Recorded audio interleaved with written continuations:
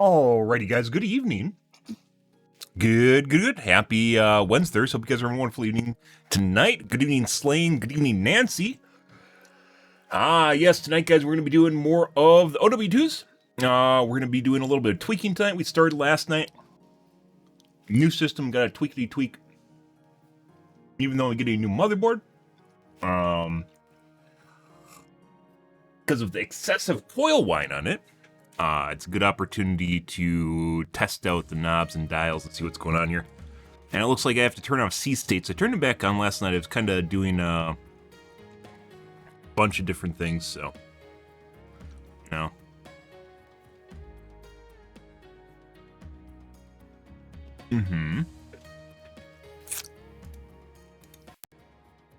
Performance this morning was pretty good, though. I think I got a couple things nailed down. Try and figure things out. Some things actually make sense. Excuse me, some things I've tested with my 5900X did transfer over to the 3900K. So, like, tweaking I've done with my 5900X seems like it'll apply to the 3900K too. Not completely, but most of it will. That remains to be seen, though. Have to test that shit out.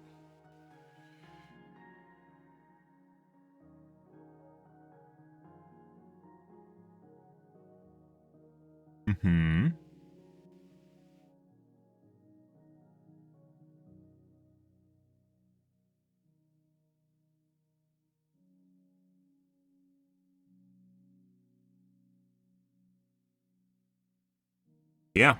Weird options. Apparently, you can't turn off core parking on a 3900K as well, which is kind of interesting.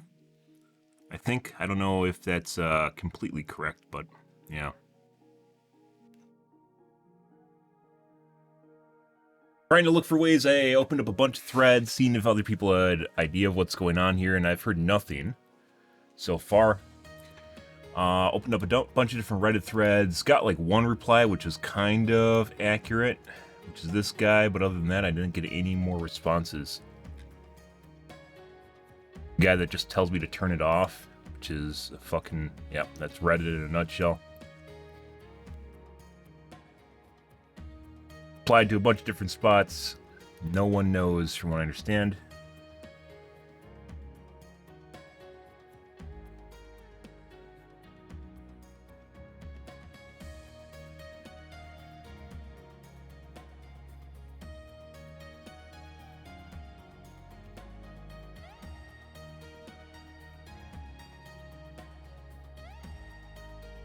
Apparently, Sombra can hack other people's alts.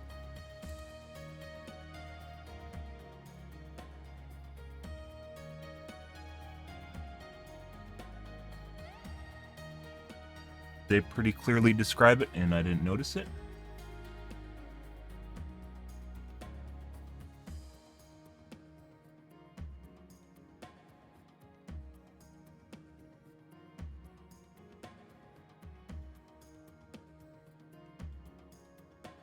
No, they didn't.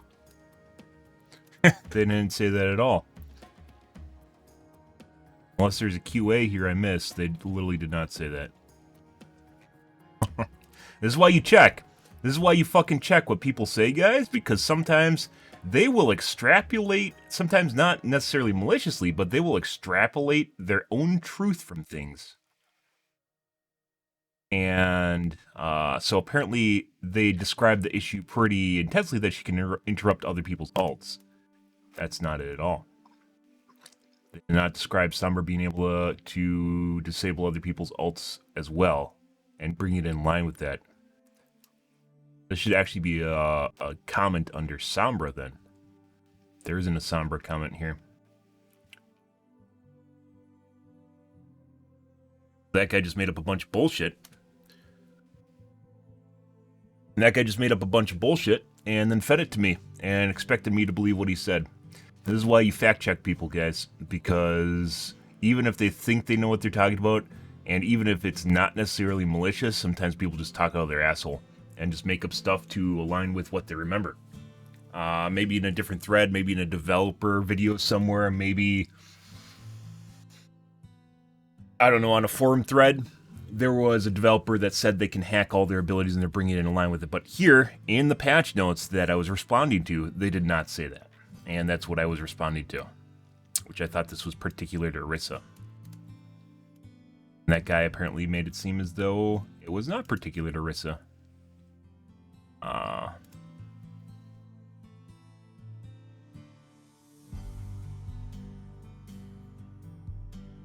They explain it pretty clearly. Read the explanation.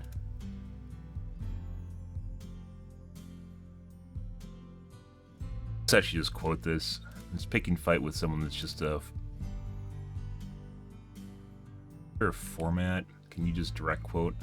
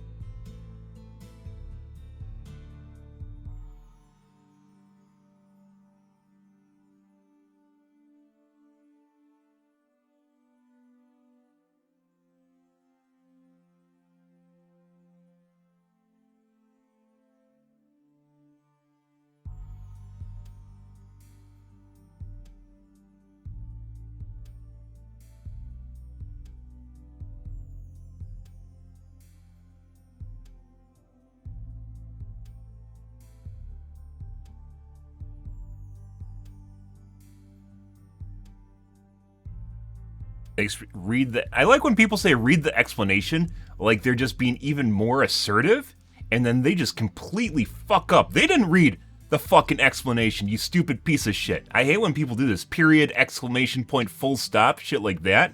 And this guy is doubling down. They explain it pretty clearly. Read the explanation. This is the whole reason I post this back here, is because this guy is so self-assured of himself. He is trying to act condescending to me while not knowing what the fuck he's talking about.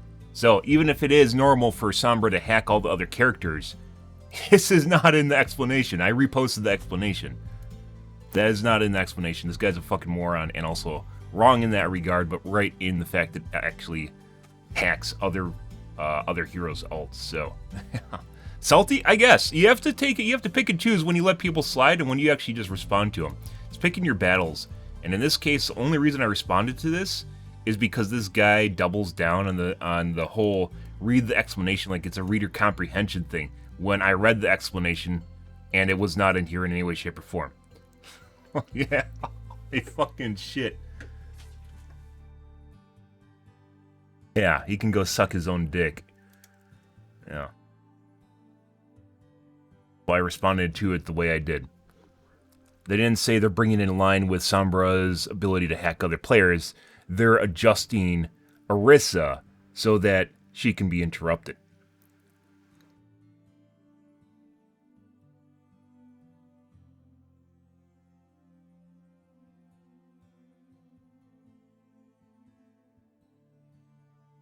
Yeah, they did not take that tone or direction in any way, shape, or form in the patch notes here. Fuck off. Anyways, yeah, just made a couple posts here on trying to disable core parking in 3900K. I've gotten no responses to it. I decided to open some forum threads as well. See if there's a way to turn it off.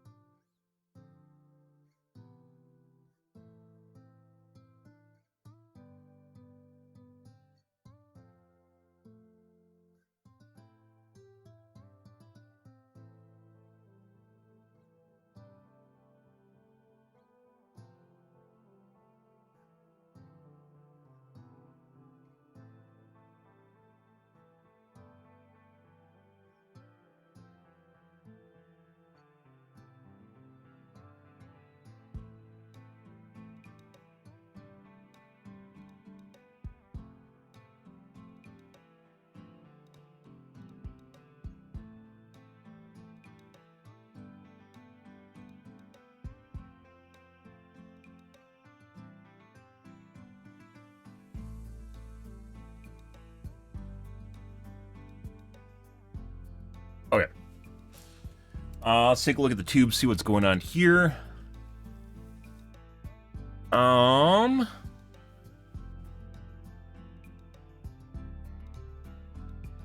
Guy making videos about his models and people watch it. What am I doing with my life? A lot of things I want to take a look at. There's 2 John Oliver videos I kind of wanted to take a look at too. Bauer has a new video too I wanted to see.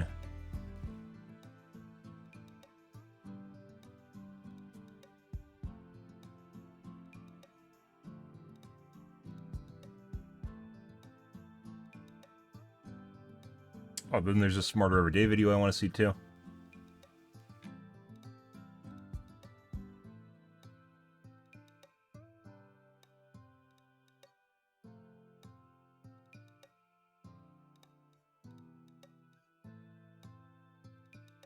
Take a peek at DeBauer. You like DeBauer? Hi, welcome back to another video. Today it's time for the AMD X3D. His front-facing light is too bright. I don't have an official sample. Thanks again, AMD Germany.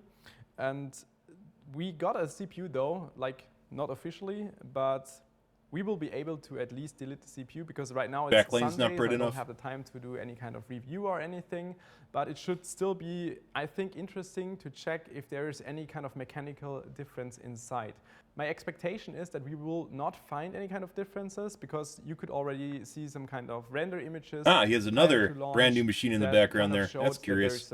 Like a CCTV I'm actually kind of curious if he owns these or if this is a and shop it that he has just like still films the in. same height as before, and then you have the Because they're second really, CCTV some of those are really that expensive contains machines. the 3D cache. He doesn't really And have that many one was viewers. kind of recessed, so should overall be the same height for both dies. But to ensure that When you're talking about a deleting tools CNC and also machine, direct die is like an compatible, expensive we one? obviously have to test Yeah. this ourselves, and that's what we are going to do. In Maybe it's today's because he, video. I Here we think have he our sells 7950X dealers, these guys. Maybe he's making 3D, bank off that. which we're going to delete using the delete die mate for Ryzen 7000.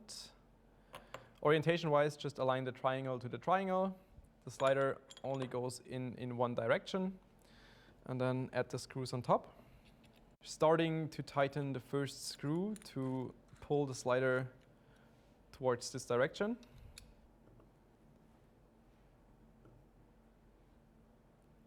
On the last rotation, I could kind of hear and also feel. How many people are into this? Yeah, he has a very niche channel. Like he generally now we does just have to extreme repeat overclocking stuff, which exactly is this. even, it's extremely niche. Like monitor Plenty of monitor times. reviews being niche too. Until the But he obviously IHS makes comes some sort of really money loose. somehow. And it But must be on it's his becoming dealers. easier and easier each pull.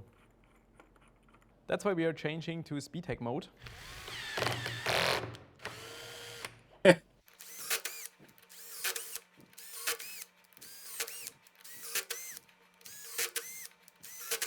At a certain point, it's getting a little bit softer, so you can start pulling this by hand. Then you know that it's almost good to go.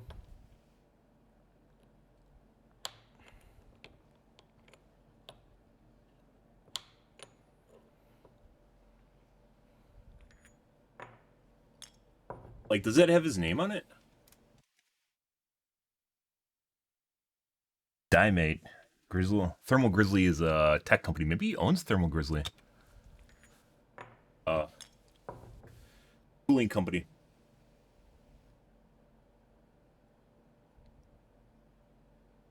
Maybe he sells his dealers through him? First look and also first investigation looks pretty good. We don't see any kind of mechanical damage, at least all the surrounding components are in a pretty good condition, so nothing was damaged. Also Thermal looking paste? at the dies themselves, they all look pretty good, like no chipped edges or anything. And just if you look at this from this current state without removing the indium solder, this could also just be a 7950X. Looking at the IHS, we can see the same kind of not existing differences. So it's the same as the 7950X from the first look. I will measure the height in a second to see if there's any kind of like thickness difference in the IHS. But from what I can see right now, I think it's exactly the same. A normal Ryzen 7000 CPU has an IHS height of about 3.4 to 3.42 millimeters. That's what I measured so far on different CPUs. And if we check this one, it's 3.41, so that's exactly within what I measured prior to this one. So yeah, there we have it, no height difference. We will now start to remove the indium solder with a sharp razor blade, which is a good method, but it can also be dangerous. But I just want to scrape it off and see if we can spot any kind of like physical differences between the dies and see where the 3D cache is located.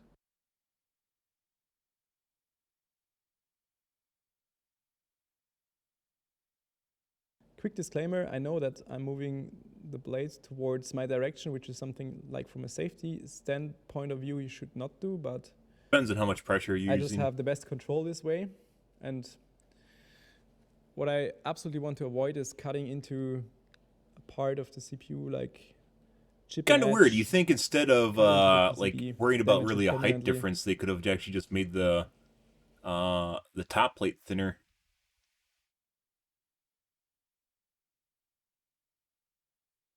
Pretty much done with the entire cleaning process, scraped off all the remaining glue. Also tried to remove as much as possible of the indium solder. And now I think I will just go ahead and apply a bit of liquid metal because this should help to etch away most of the remaining indium. So we can maybe spot some kind of difference because right now it all looks completely the same like a 7950X. Obviously this amount of liquid metal is like way too much for a normal application. You should never see any kind of like a lakes building up, as you can see here. Would be much more in this direction right here. Even this would be too much. But for removing it from the surface, this should be good. We just removed the indium part of the IO die area, and I now want to figure out the indium sheet thickness. Obviously, it's not going to be fully accurate because moving back and forth with the delitter is also impacting the height of the sheet, but measured in this state, we have about 0.3 millimeters, which is as expected, I would say. Typically from CPUs in the past, I could usually measure between 0.3 and 0.4. And that's also why the temperature will be better using liquid metal, even though liquid metal will perform worse than indium. But if you decrease from 0.3 to maybe 0.03 overall thickness of the TIM layer, then it will just perform better with liquid metal. You can probably spot some like tiny black areas, especially on the IO die, but also on the right side of this chiplet right here. And that's a good indicator that we successfully removed some part of the surface. And I will now start to remove this with this tiny tip.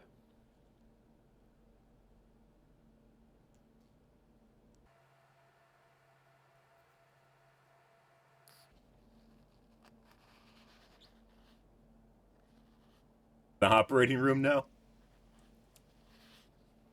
actually looks like stuff for operating. Now investigating it further, you cannot really see any difference. It just looks like any other 7950X. You cannot spot like which of these chiplets would contain additional cache or anything.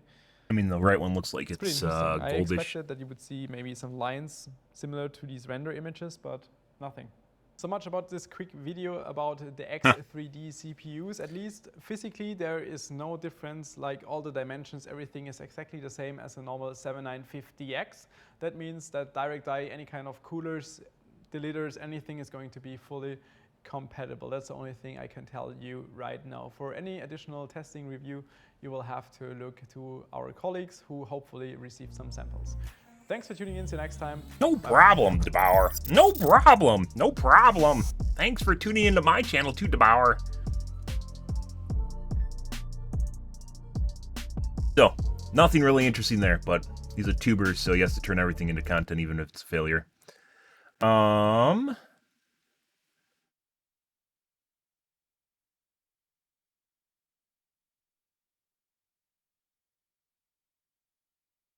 no, no, no.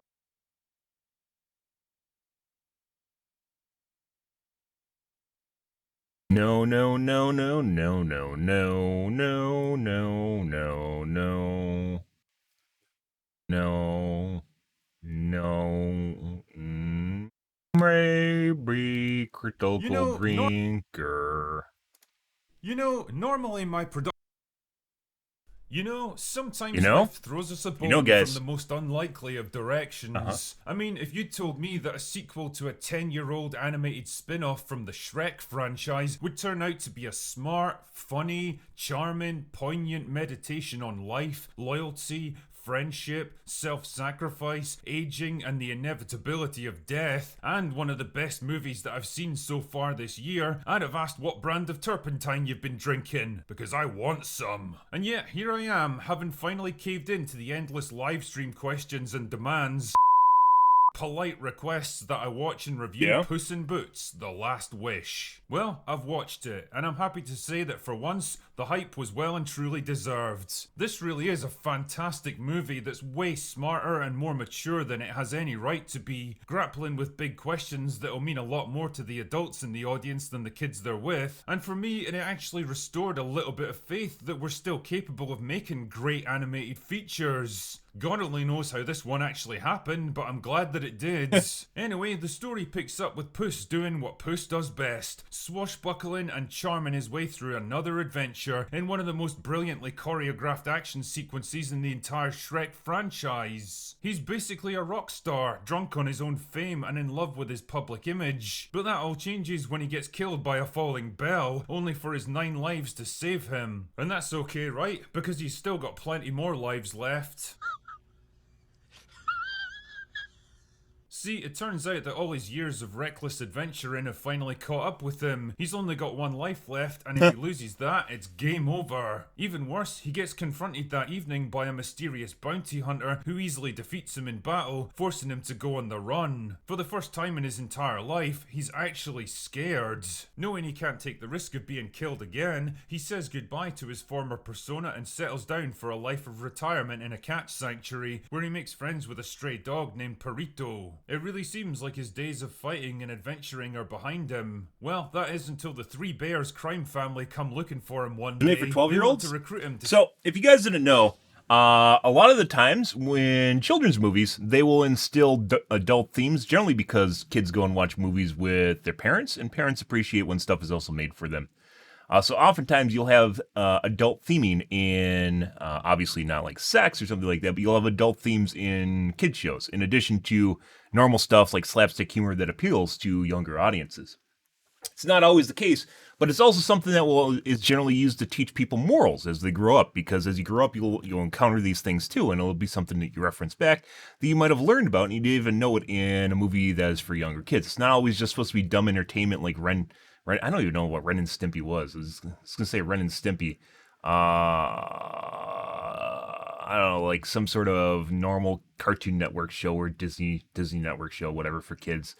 Amazing Adventures of Gumball. There we go. Let's go with that. Something like that. It's not all stupid humor. It's oftentimes they'll actually engineer stuff where it has adult concepts in it because it's something kids need when they grow up, and it's also something adults need to deal with when they grow up or when they are grown up. Steal a magical map from Big Jack not uncommon. Horner, a map which shows the way to the wishing star, which grants 1 wish to whoever finds it. Naturally, it doesn't take Puss too long to figure out that obviously the his audience wish is to get supposed to all be of kids. his lives back, and before you know it, he's out of retirement and on his way to steal the map. Like Unfortunately, Wreck-It Ralph this is brings him technically a into kids contact with movie, but Kitty it's pretty fucking good Softpaws, kids an movie. old flame of his who's also out to steal the map, forcing them to work together to get to the wishing star before Jack Horner and the 3 Bears. So basically what you've got is 3 different factions all trying to reach the same objective first, each running into various problems and obstacles along the way, especially Puss, who's haunted by visions of the hooded wolf that's still pursuing him. But does he have what it takes to overcome his fears and win back the lives that he lost, or will this be his last adventure?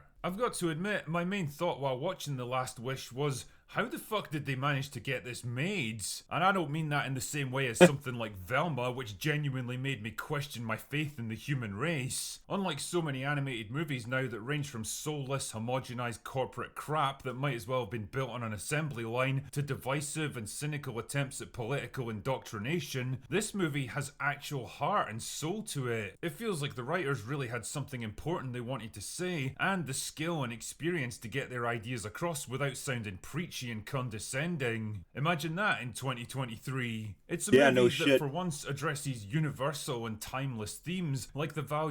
Weird. Like, everyone grows old and has to deal with the idea of death.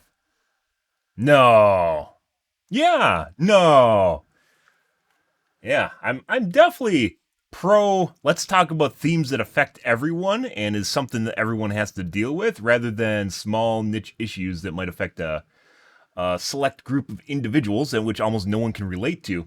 But we're supposed to care about in an hour movie in which we're trying to have fun. Value of friendship and loyalty, putting other people's needs before your own, and learning to appreciate the things you have instead of constantly yearning for the things you don't. Each character wants to get their hands on the wishing star to correct some shortcoming or flaw in their own lives, whether it's being reunited with their real family, or finding true love and trust, or in Pussy's case, getting back the 9 lives that he wasted so recklessly in his youth. But as each character develops, they're forced to make choices between their own selfish desires and the needs of the people around them. It's an interesting little commentary on our preoccupation with finding quick, easy solutions to complex problems that'll eventually leave us right back where we started, rather than taking the harder but ultimately more rewarding path of self-improvement and learning to appreciate what we have. Puss himself is a great example of the angst and insecurity that comes with getting older, the melancholy of middle age, lamenting a misspent youth, wishing he'd made better use of the time that he had, and facing up to his autumn years without knowing No. how to define himself. No one now. thinks that. He's kind of lost without the false bravado that once protected him from the world, forced to face up to his own mortality for the first time, and the fear of dying that comes with it. And like so many other people reaching middle age, his first instinct is to see it as a problem to be solved rather than a natural progression of life. His arc is all about learning to accept the changes that he's going through, to embrace the new stage he's moving into and make the most of the time he has left. Just like the rest of us, he realises by the end that death is the one enemy he can never really defeat, but he's determined to enjoy each moment and cherish the life he has, instead of striking some hokey bargain to prolong the unfulfilling status quo. It's a much more mature and thoughtful perspective than you'd expect from a film like this, bringing home the point that the finite nature of life is what makes it so special in the first place. And all of this from a kids movie about an animated cat who fights with a sword. Jesus, this film's got more heart, intelligence and creativity than most mainstream Hollywood movies aimed at theoretical adults. And it's all wrapped up in a script that's funny, exciting and charming, making use of a gorgeous animation style that for once feels fresh and different, instead of the same stale, generic CGI art style that you see in almost everything now. That's the Me Too Pixar. That's where everyone tries to copy Pixar and do what they did, only do it, like, not even do it better, just doing what Pixar does. And then, everyone's going to lap it up because it's Pixar, right? Yeah. There's a lot of different animation styles. A lot of different animation styles. Some of them are, I'm going to say better than other ones, but they're different, unique, and interesting. And it's always a treat when you get a nice one that is different from everything else, even if it's not necessarily your cup of tea. It's actually kind of fun and refreshing in and of itself because it's different, just as it goes. It's different. It's not just status quo. It's not just more of the same. Japanese animation, generally very similar, but even then, there's a decent number of nuances. In U.S. animation, Western animation, it's all basically the same shit. It's more or less the same shit, and it gets boring. It definitely gets boring.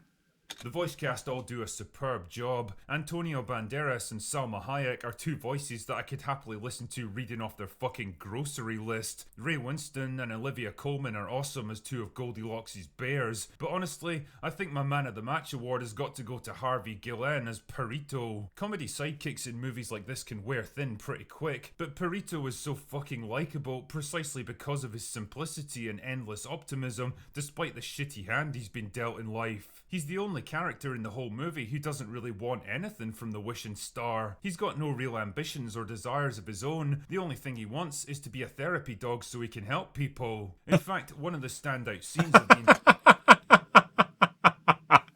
He wants to be a therapy dog, and my guess is his wish is I don't know what happens with the wishing star, but my guess is his wish actually comes true throughout the movie. And that's probably a spoiler, but my guess is they put as much detail and thought into this as he's alluding to. My guess is this guy gets his wish granted by just going along with the trip throughout the movie. Entire movie is when he helps a terrified Puss to calm himself down and get his head together again. No dialogue, no dumb jokes, just two characters quietly sharing a heartfelt moment. Jesus Christ, when did we forget the magic of scenes like this? Ultimately, The Last Wish feels like some glorious throwback to a different era of animation and storytelling, a last hurrah for a vanishing art form at the end of its time, and a defiant stand against the garbage that's infected modern Hollywood. It's proof of the enduring power of universal themes and ideas, the impact they can still have, and the compelling stories that can still be woven around them. Politics and culture might be fickle beasts, and one year's zeitgeist might be the next year's dated and embarrassing, but for me, real storytelling is forever. Anyway, that's all I've got for today. Agree with that. Go away now. Actually kind of makes me want to watch it, despite the fact that I really don't want to watch it. Actually kind of makes me want to watch it.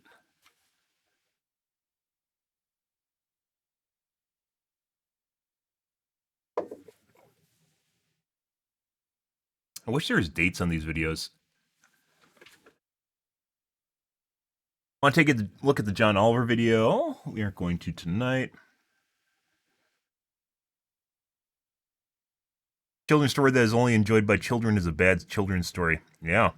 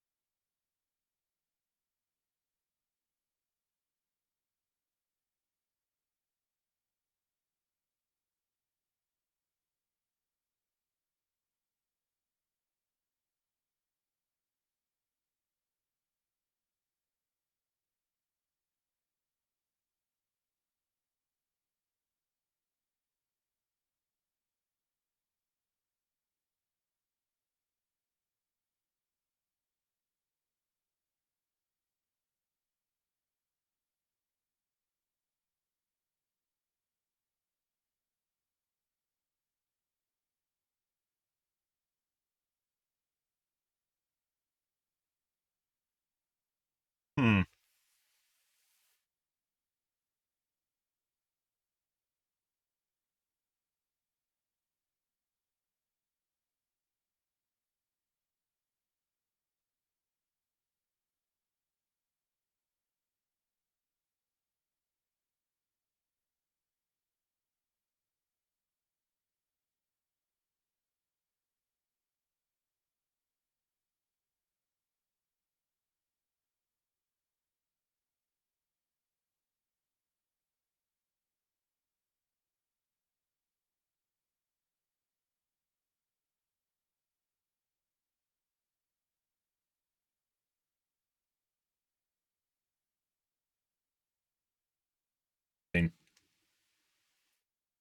Okay. I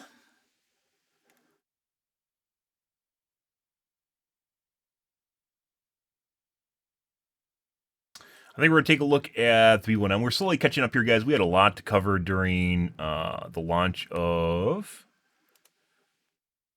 X3D chips. Nothing I'm interested in there. Griff, two videos?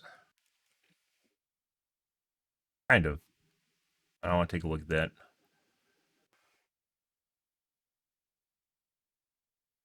Let's take a look at a B1M video. There's a big problem You in like the B1M? Big Apple, and it's not the only city facing this dilemma. You've heard of Italy's Leaning Tower of Pisa, and you can't forget San Francisco's tilting Millennium Tower. But did you know that New York City has its very own slanted skyscraper? That's right, the skyline that never stops evolving has developed a bit of a predicament. This is One Seaport, or 161 Maiden Lane, 60 stories of prime real estate on Manhattan's eastern waterfront. At first glance, it may look like any other construction project downtown, but look a lot closer and you'll find it's actually leaning by 8 centimeters or 3 inches to the north. Now that may not seem like a lot, but it's enough to leave a brand new skyscraper abandoned before it's even opened. Construction's in a stalemate and no one wants to admit fault. It was supposed to have beautiful south and east facing views, and it's turned into one of those symbols of like what can go wrong in a project. With a busy highway on one side, a city packed full of high-rises and busy New Yorkers on the other, intense media scrutiny and millions of dollars in real estate deals at stake, the pressure is on to fix the tower before it's too late. So what exactly caused it to lean, and will it ever stand up straight again?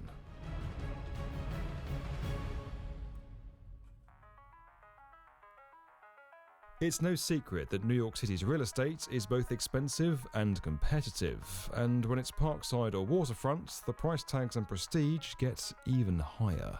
The nation's largest rental market saw the median monthly rent tick up. 161 Maiden Lane was going to be no exception. Overlooking the East River in downtown Manhattan, the 204-meter tower was set to be the tallest residential skyscraper on the eastern waterfront, with apartment sales ranging from $1 to $7 million US. But after several construction delays and accidents, it's safe to say the skyscraper has, well, had a string of bad luck. Today, construction is stalled and the building only has about half of its windows and finishings, so it's a bit of a blemish on the New York skyline. There have been issues throughout its entire development, but it's the allegations around the most important step of construction that are generating the most interest: the building's foundation. Now, for any non-engineers out there, that's the part of a skyscraper that sits at and below ground level and provides a firm base for it to rise on. Essentially, before you build up, you've got to build down. But assembling a skyscraper in New York City is unlike anywhere else. Because you're developing in such a hyper-dense environment, there are certain constraints you have that you wouldn't have in, let's say, Dallas, where you have a lot of land to play with. Here you're building, it's all vertical engineering. Now, all that vertical engineering takes time, expertise, and of course, money. To make something like this worth it, developers need to make sure the tower can bring in more money than they used to build it with. Of course, that was expected to come from luxury apartment sales, and the current economic crisis has left people looking for places to invest. Yeah. In 2022 alone, stocks were down over 18%, bonds were down 13%, and real estate was down 26%. One survey found that Americans making over six figures are living paycheck to paycheck. But major Depends on where you live, institutions like Goldman guys. Sachs are Oh, well, it sounds like a lot of money. The amount of money that you need to live in certain areas varies drastically depending on, once again, where you live. So, yeah, that's actually, well, six figures seems like a lot. If you live in downtown New York or, I don't know about Brooklyn, but basically any of the big cities, New York, San Francisco, you're going to need a lot of money to actually buy housing, or you're going to have to commute a long distance. are pouring Good evening, hundreds Brooke. of millions into alternative assets not correlated to struggling stocks, like the contemporary art on offer at Masterworks, the platform that lets you invest in multi-million-dollar paintings without breaking foundations. We need to get you up to speed on a few things, so buckle up for another little round of Engineering 101 with the B1M. Foundations are complicated, and we're going to massively simplify here. Please don't go building your own foundations off the back of this video. The basic job of a foundation is to provide a firm base for a building to stand on, that's exactly and what I'm gonna transfer do. the vertical weight or load of that building down onto planet Earth. Sometimes that can be done onto great, strong rock or soil at ground level. Sometimes you have to go a little deeper, and sometimes you have to go very deep indeed. Every construction site in the world is unique, so things vary. Small buildings like homes might use block or strip footings, that's basically shallow cubes or strips of concrete with a slab on top. Other small structures might use raft foundations, and very big buildings often use a form of piling. That's where steel reinforced concrete columns are driven or poured into the ground to reach good material or bedrock deep below, transferring the weight of the building down.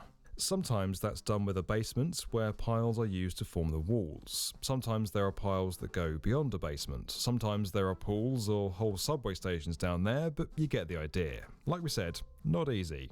Now, in major cities with lots of tall buildings around, kinda like New York, you can't just go digging a hole wherever you like. With all those heavy buildings putting pressure on the ground, any excavation would take away some of the earth that their weight is resting on. It would interrupt their so-called angle of incidence. To avoid the risk of buildings collapsing, teams digging basements need to create retaining walls first. That can be done by driving sheets of steel into the ground or creating a wall of piles first and then excavating, bracing the open hole as you go. Because everything is interdependent on each other, they have to respect essentially they have to respect the pressure other buildings are exerting on the ground. That's pretty insane. Now, at this point, we could bore you with a lovely bit of top-down basement construction, but we've done that before. Because there's so many and to be honest, skyscrapers it's in not New York. really relevant. The main thing to take away from all this, as you've hopefully gathered, is that foundation engineering is governed by one very important material: soil. Soil has a bearing capacity. That is referring to how much pounding Saeed? force Oh it my can God. handle. First, that Wonder if he soil role plays. gets tested. Definitely, they have a parking lot or something, and they dug down into the ground, and they have tested the soil. Then the engineer that has designed the building is considering the weight of the building, is considering the weight of the furniture, weight of the people, weight of the glass, also weird forces like wind force. If a soil is too weak or not up to standard, it can be treated to improve its strength, sometimes by adding chemicals or by mixing in other material. But the more common approach is just to go for the more expensive, but often much more reliable piles. At 161 Maiden Lane, Pizzarotti, the building contractor, sued the developer, Fortis Property Group, saying it cut corners. According to the lawsuit, they took the soil improvement route rather than the piling route like many other buildings had done nearby. Pizzarotti claims that details of the method used were not revealed to it before it started building the tower. As construction continued, this allegedly made the building improperly settle and caused it to tilt roughly 8 centimetres. There's been a lot of legal drama over who is ultimately to blame, and the case is still being battled out in the courtroom. Pizzarotti claims the building will continue to lean if the foundation isn't fixed, which could create a risk of falling facade panels, corrosion, or even elevators failing to remain vertical. As a Not the result, building the tipping over? company claims it terminated its contract with Fortis. Fortis acknowledged the building had what it called an alignment issue, but said it wasn't a cause for safety concerns. The company also said Pizzarotti never actually terminated its contract and instead continued working. We reached out to both parties for comment on all this, but didn't get a response. Surprise. If the lean was caused by a force that came from the wind, it was acting on a skeleton, empty, and it was able to push it that way. The moment you put glass on that, what do you have now? You have a ship sail. Like more force from that wind, and it will move further. And if you have something broken, especially in the case of concrete breaks, it's done. This could explain why there were reports that some of the glass facade had appeared to be removed in 2020. While that could be a temporary fix, a long-term plan still hasn't been laid out, largely because the case is still being fought out in court.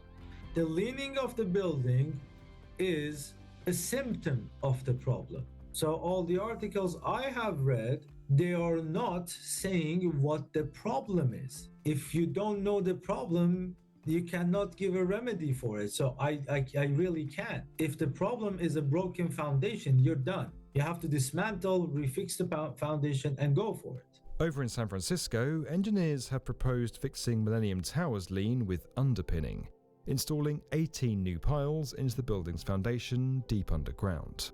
Now, underpinning is a very common procedure, especially on domestic properties, but it's extremely challenging on a skyscraper. Fortis claims all it would take to fix 161 Maiden Lane is a simple redesign of the glass facade. But until we know the root of the problem, we won't really be able to work out the best way to fix it. To be very clear, and especially for those nearby, no one's claiming the building's on the verge of collapsing right now, and it's understood to be in a safe condition. But the longer it sits abandoned, the more expensive it gets, and nobody wants to foot that bill. According to The Real Deal, nearly all This is why you generally prospective can't bring buyers back have buildings pulled when they out of become their derelict, deals. is because they're just done. The prices of fixing them is almost the same as just rebuilding them, which is pretty insane. And hundreds of millions of dollars have already been sunk into the construction work. It remains to be seen if this leaning tower can ever stand straight again. In the meantime, it sits unfinished on the city's Yeah. skyline. It's For pretty all impressive. Of the drama of this building, countless other projects around the world proceed without any issues every day. It's a powerful reminder of just how important the construction industry's work really is, and how billions of us take it for granted.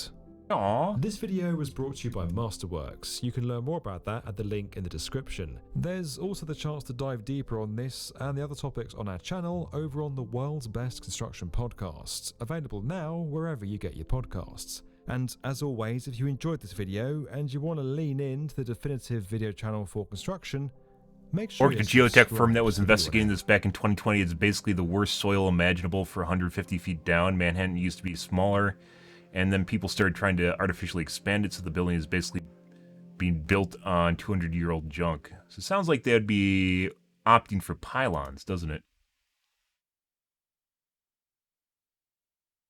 Your poor soil and raising Venice is sinking 200-year-old logs. I think that's what Venice is built on. Venice is sinking.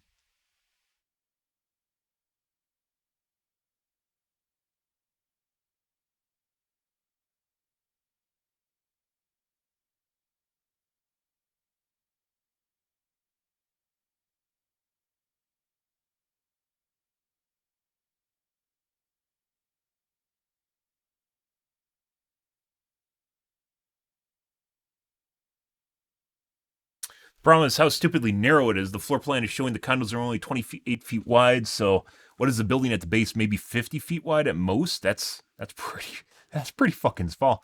If you're living in an apartment, your apartment's probably wider than this building is. It's 670 feet tall. That's 7.4% of the distance that it has to settle. In other words, to move 3 inches at the top, the base had to settle 5.6 millimeters. So we're talking about the concrete base sank 5.6 millimeters on one side. That's just silly. The base should never have been made that narrow. It doesn't allow any room for error.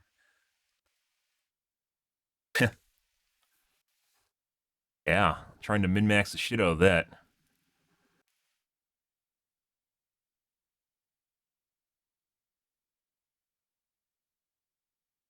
Pretty much all lower Manhattan is sitting on an old landfill. There are quite a few other taller buildings around it. If there's something specific to the construction of this building.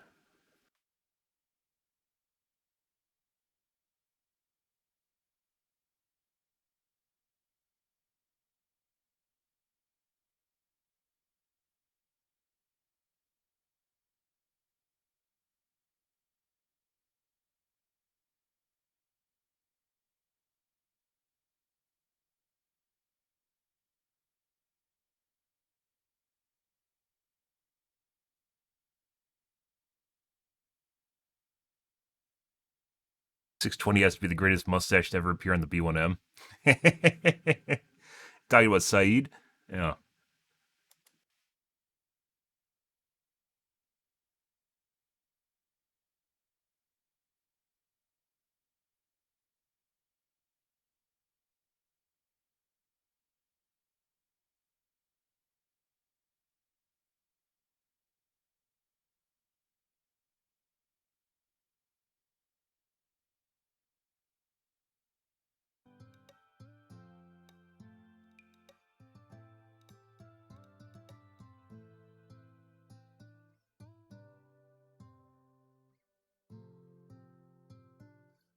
Best channel on YouTube. It's pretty good. Infrastructure is pretty cool. Obviously, it tends to be very dry. Tends to be very dry, but it doesn't always need to be. Okay. Oh my god, we got 2 views. I love 2 views. Thank you, 2 views.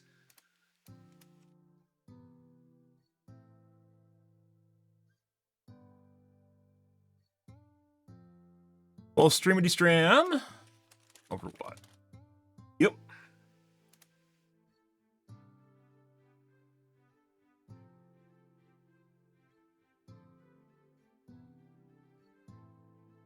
Alrighty. Streamity stram to blam blam dam dam dam. Done, done, done. 7th. Do not spam. Yeah.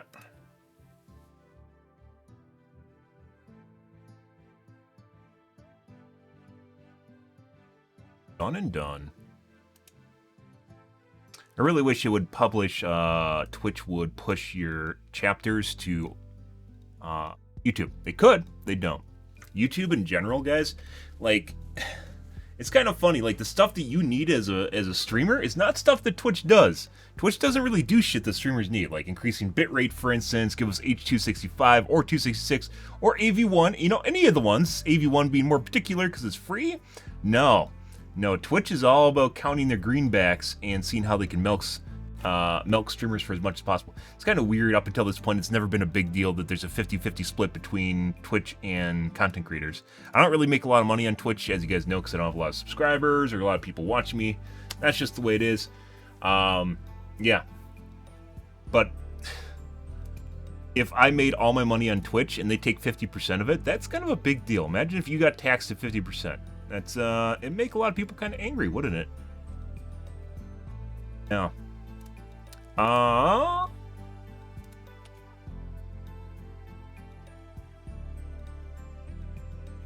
It's nope. Nope. Nope. Nope. Okay, I'm gonna clean my coffee cup up, guys, and grab a soda. I'll be right back before it gets too late. One moment.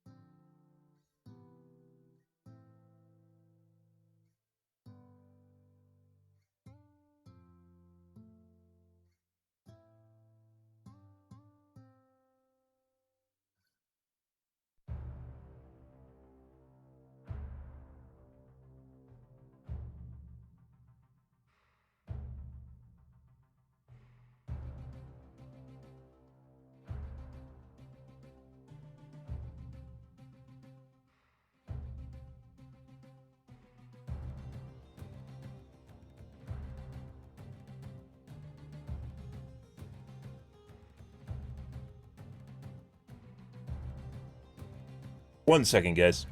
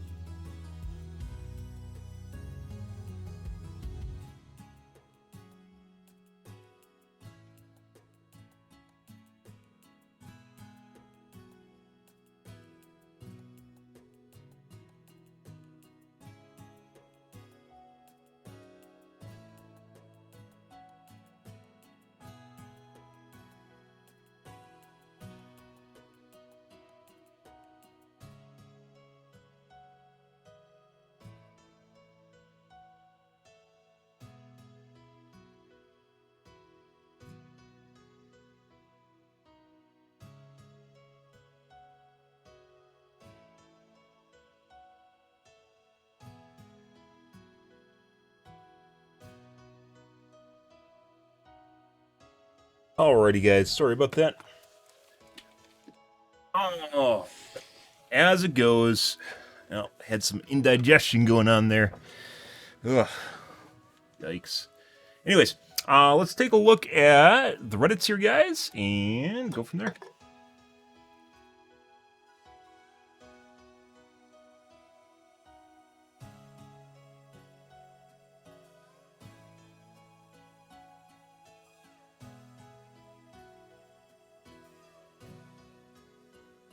The Doofus One Punch Man screen actually ends / loops. So it is supposed to look like that.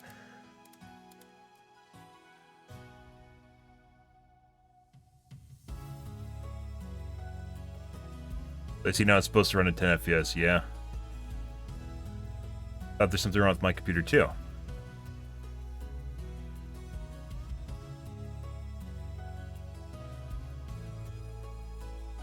It looks strange with this art style, yes it does. I kind of got the vibe that it was supposed to be like 10 FPS, but it doesn't look quite right. Doesn't look like they did it right.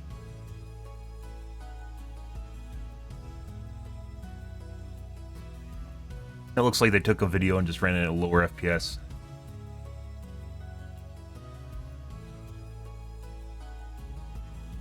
Please shoot the Mercy. Also kill her when she's rezzing.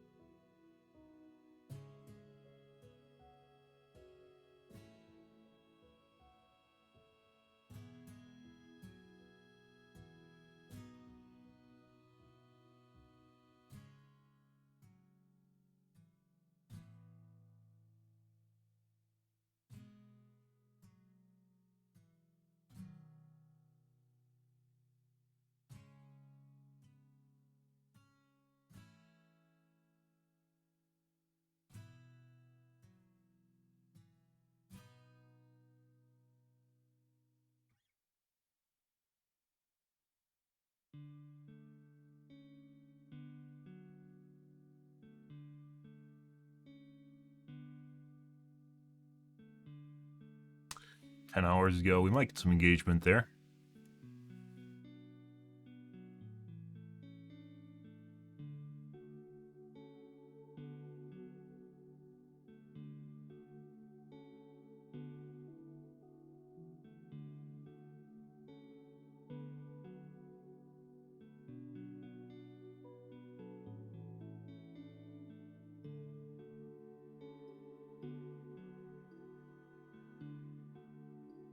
Brother got Apache as Mercy. I'm so confused. Once again, there is affirmative action pot cheese in the game where it just gives people pot cheese because they haven't gotten one in a while.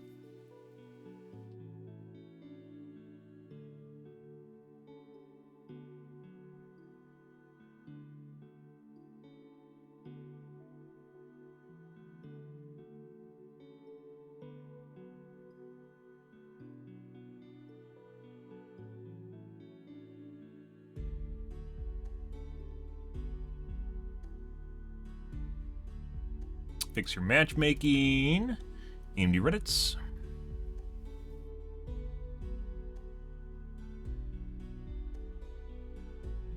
Um,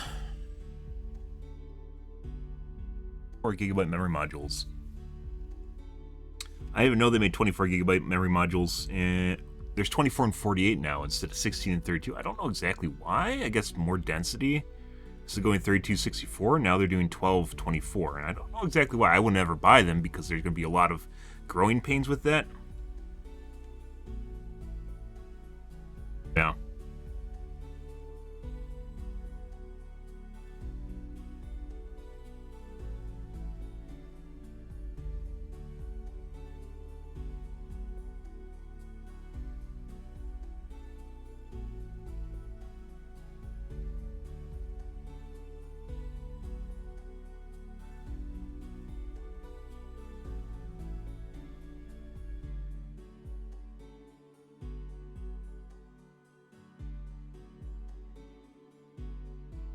Yeah.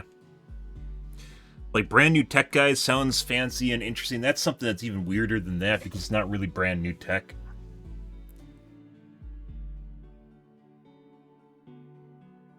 Like, it's not something that you'd actually really want.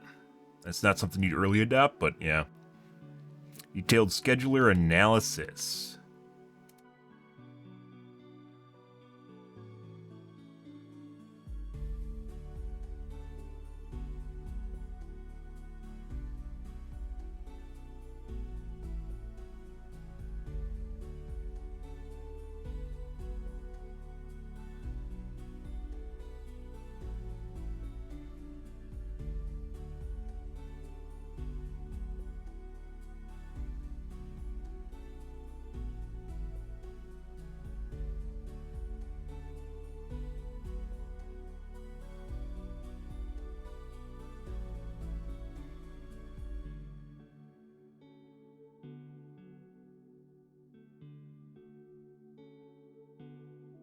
The load placed on CPU is high enough, some cores will unpark automatically. It tested by running 11 threads and sign bench while Far Cry 6 was running, and somewhere between 6 and 12 cores would unpark, leaving 22 to 26 active.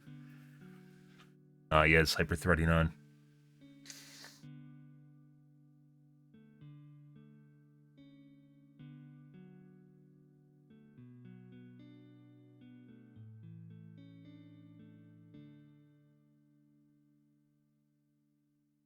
My thoughts is why not set the preference to the frequency core and then simply set the affinity of games to use the first CCD.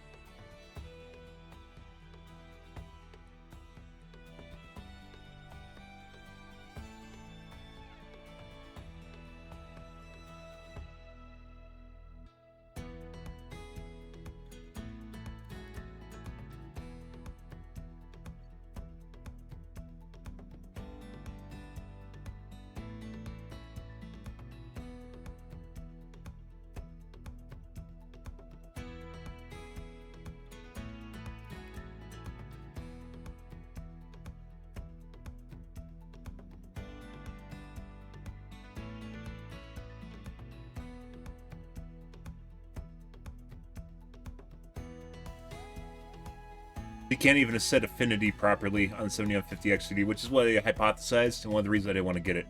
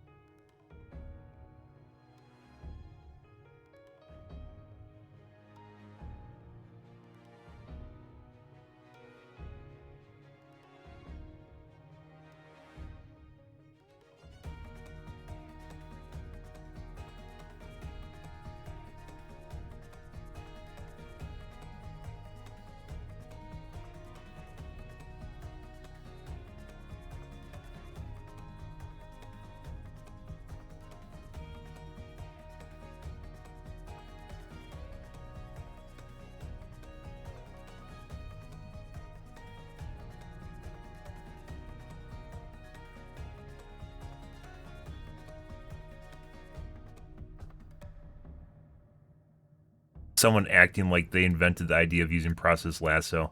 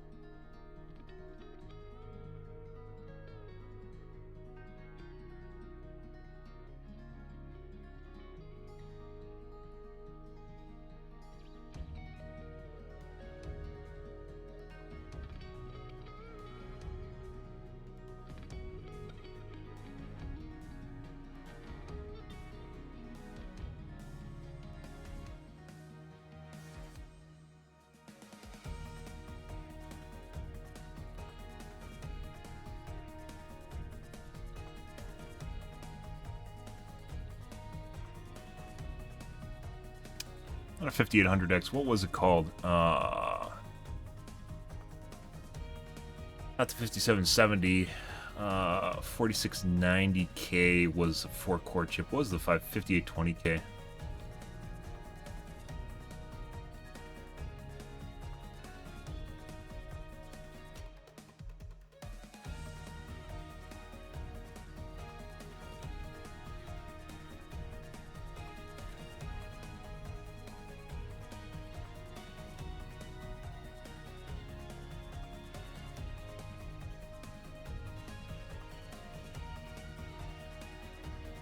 It's the opposite direction here. They came late to the party.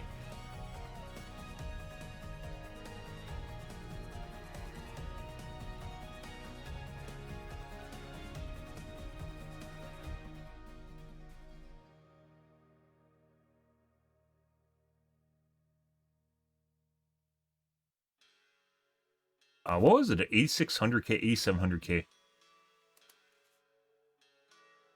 think after 5820, 6-core.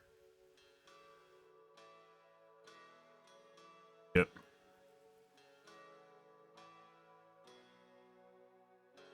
Yeah. Then what was it, 5820K?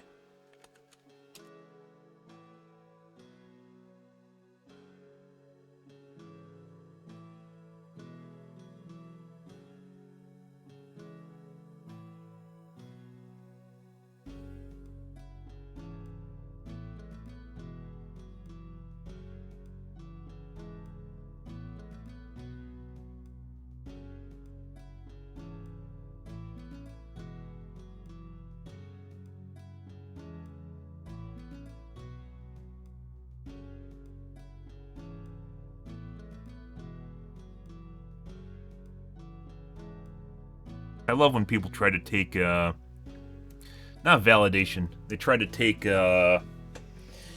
responsibility, no, accolades for something that they think is, like, relatively common knowledge, and they think they actually adjusted the kind of common conception of what's going on. There are cases of it. I've done it. However, talking about using process lasso to move threads around is not something that is new, especially for CCDs, which are the chiplets on each of your CPU.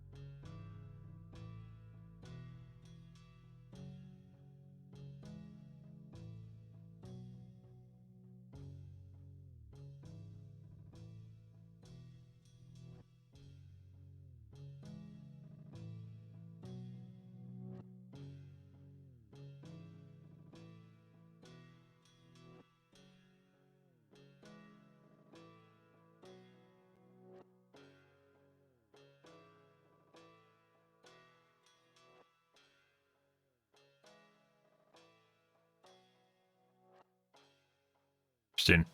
So this is where the real headwork and the headway starts to begin, where Pete gets into the hands of gamers, especially ones that do weird shit, and you start to find all the cracks and the crevices.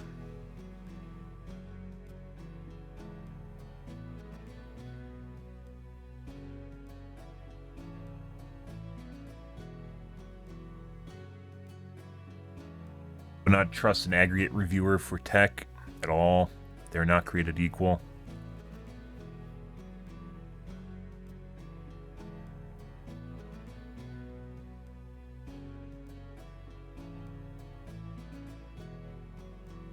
Okay.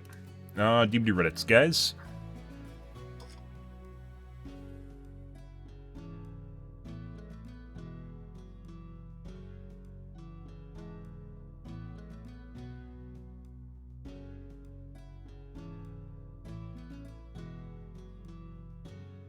Based on my humble observation, I guess to say this chapter was a massive failure. Yeah, no. The new killer is basically a shitty trapper, from what I understand. Absolutely terrible trapper.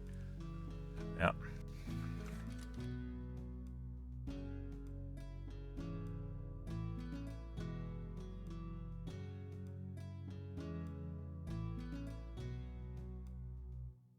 Honestly, her effects are really intimidating looking, and no one really seems to know how she works, so I'm having a great time playing as her.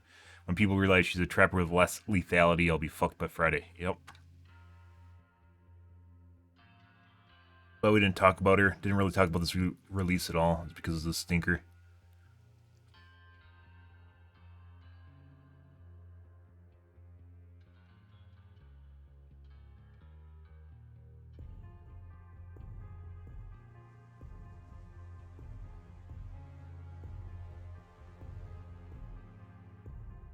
BHVR are gonna nerf this OP perk. Ship post. Okay. Let's move along to the Overwatches.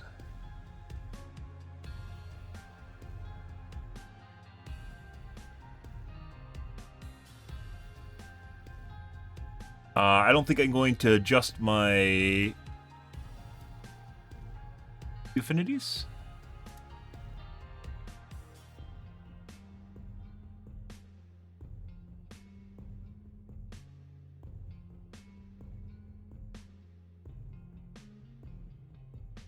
And instead I'm gonna use some Overwatch, and then we're gonna reboot and change it then.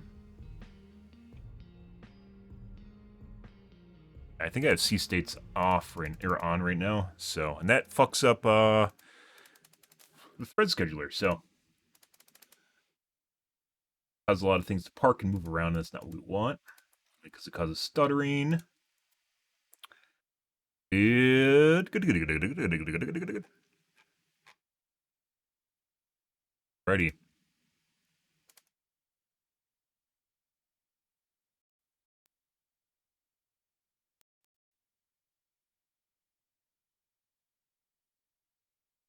Let's play the Gamazes, guys.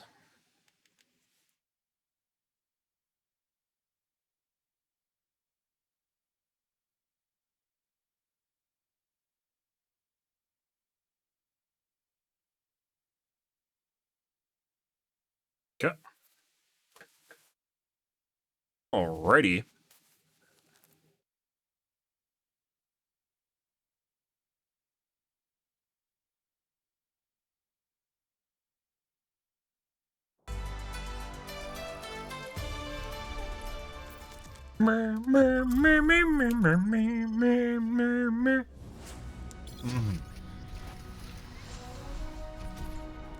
Hope everyone's having a good evening, though.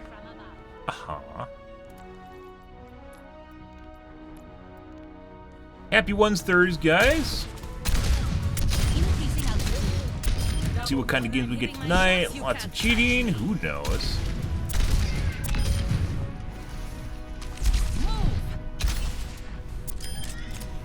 Felt weird. I did some tweaking this morning. I had some really good games this morning, too. I turned off C states.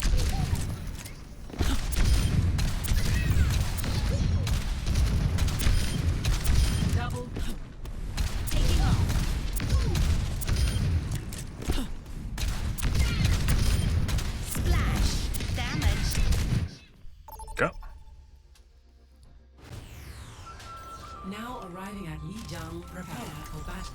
Mm-hmm. Select your hero. Good, good, good.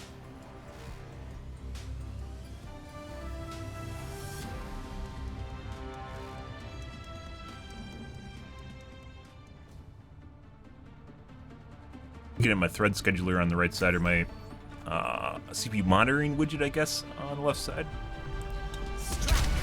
Right, play a couple games here. Tending to the earth keeps the girl busy. Yeah, I'll tend to your earth. Oh my god. No one's a natural. We all have to put in the work.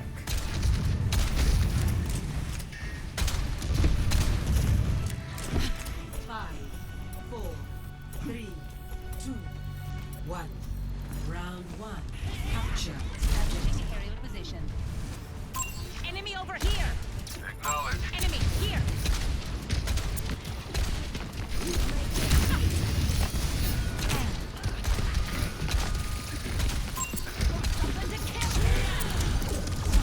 Positioning. Go on, guys. I see an enemy. Killed her. Got one here. With my concussive. Concentrating fire. Hmm. Okay, my head's in the game. Aerial positioning underway.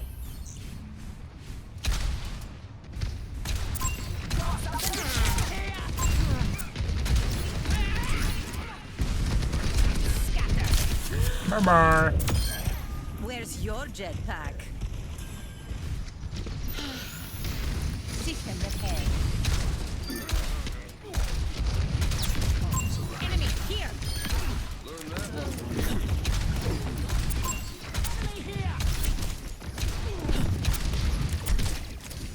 Enemy over here.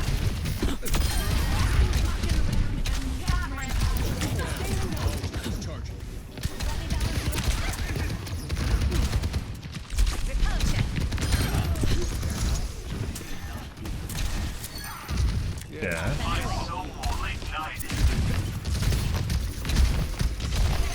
Dispersing. Enemy here. They're having some arguments going on there. Excellent teamwork.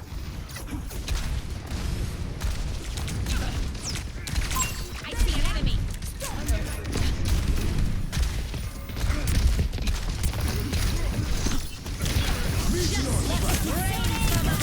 That's not good. That's not good at all, guys.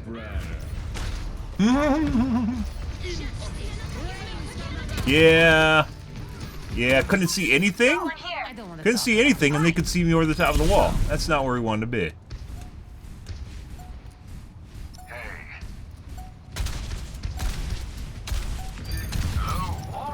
And we got levers. Adaptive circuits engaged. Oh yeah, Pharaoh. enemy over here.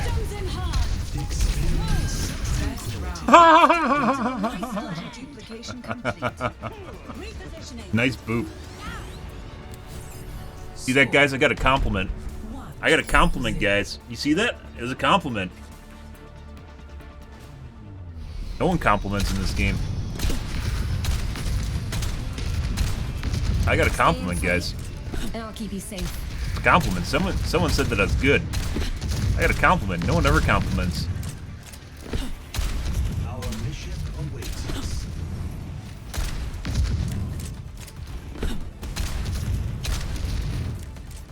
Then with homing orbs. Is he cheating? 4, 3, 2, There's Zen. That is Zen. round 2. Capture. Left though. Victory is Jesus close, Christ. but don't go easy on them. Lucio?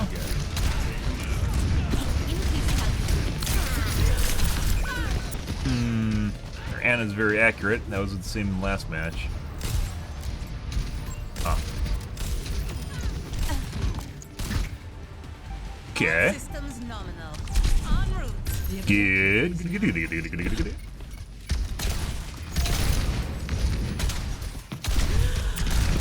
Headshot.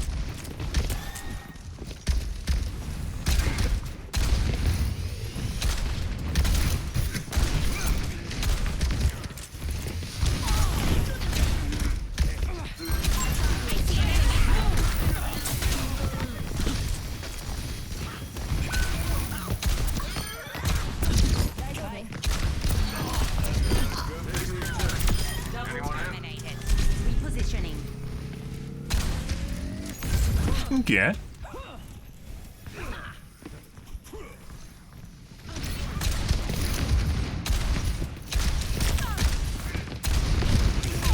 Three is pretty accurate too.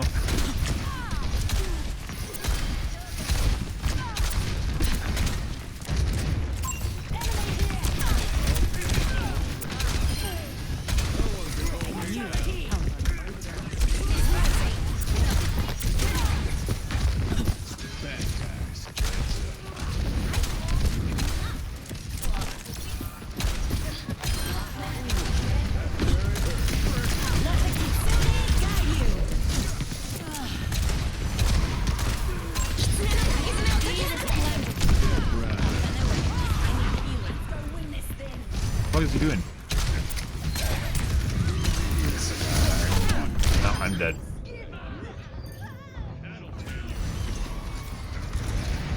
He was a nowhere, guys. He was a nowhere. That Doomfist was a nowhere. Making another approach. Instead of pushing with the rush, he stopped. For some strange reason, fucking stopped at the doorway. As well as everyone else stopped at the doorway, despite pushing with the rush and me relieving pressure.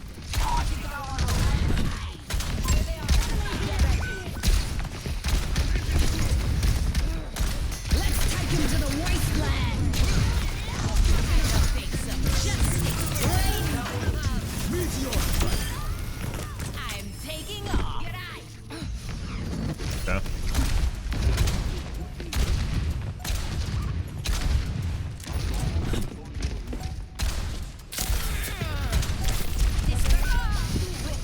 Headshot. Tracer.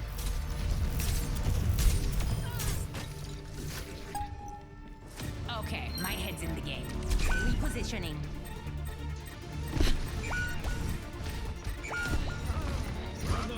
Stay sharp.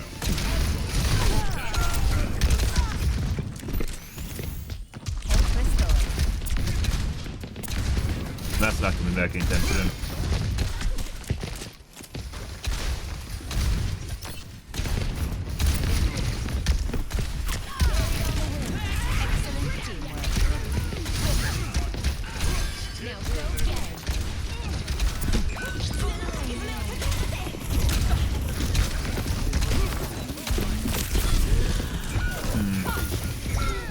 Walder, guys.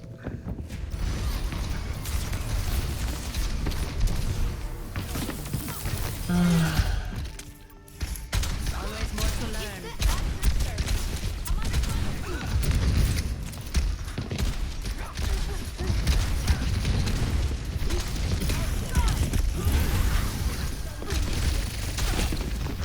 Meteor strike.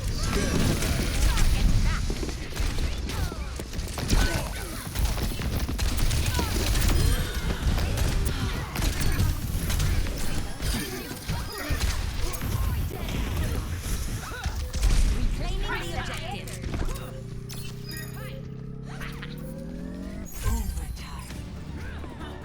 Get a Tracer here in a second. She decided that she wanted to recall.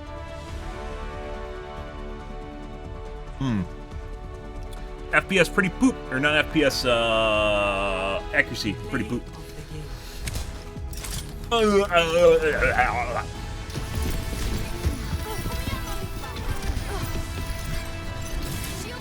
Christ. In this clip, we watched Bridget swing her mace. That was well worth watching. That was an affirmative action pot G right there because someone at Blizzard decided that Bridget needed to give us a pot G regardless of what it actually was. She did nothing actually remotely competent in that clip. You just saw her swinging mouse 1. Not even pushing mouse 1, holding mouse 1 down. So, yeah, good. I'm glad that existed.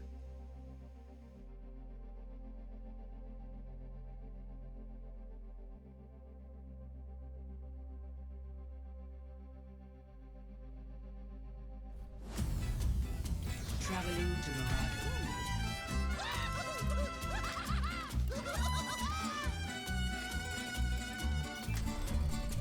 Strike from above.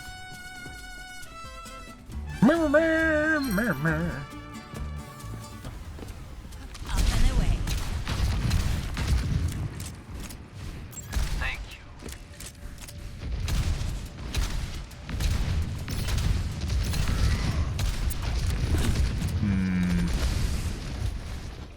Got some packet stuff going on here. We'll introduce ourselves to healers. Hi, healers. Oh, you died.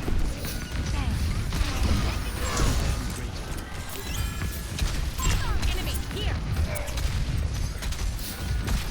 Thanks for the Pop assist. shot.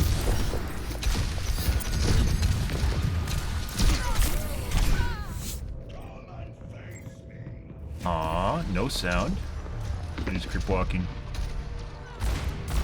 Off Lolly, he's staring at me through the fucking ceiling. Good for him. All systems nominal. Good, good, good. You don't cover angles by looking at walls, guys.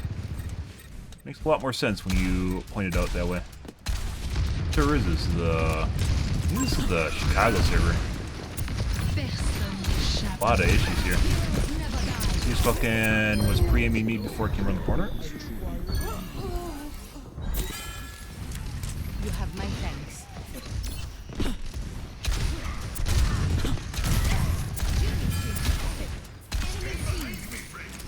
I am empowered.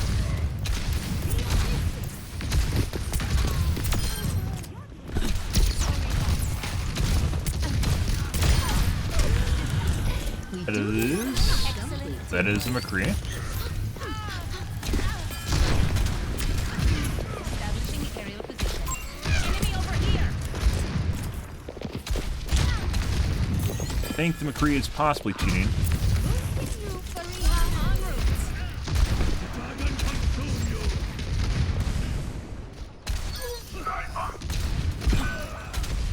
route. Mercy, you missed your jump.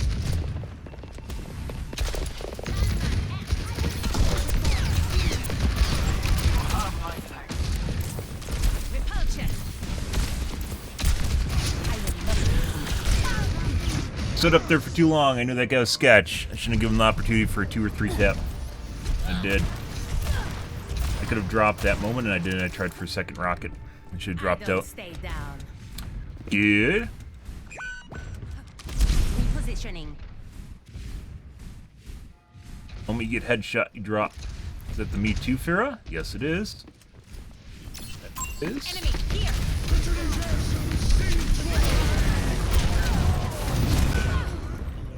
Aw. He just accidentally got me. The skies await. He wasn't even looking at me. He didn't even know I was there. On the move. Motherfucker. And there's Nana.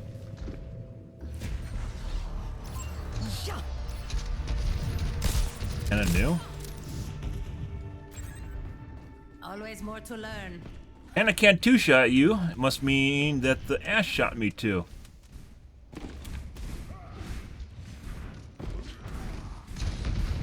Aerial positioning underway. Thank you. Thanks for the assist.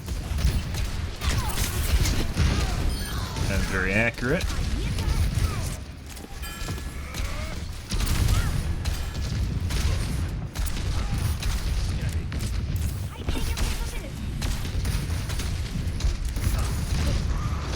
Taking off.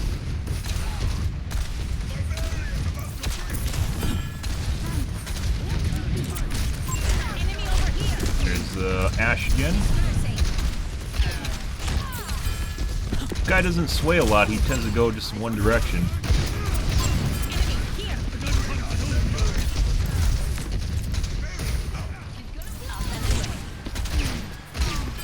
Excellent teamwork.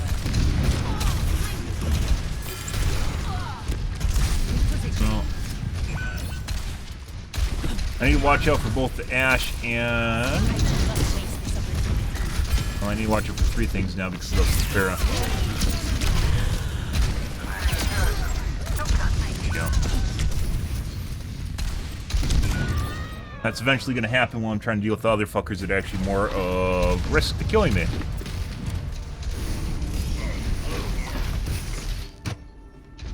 Okay, my head's in the game.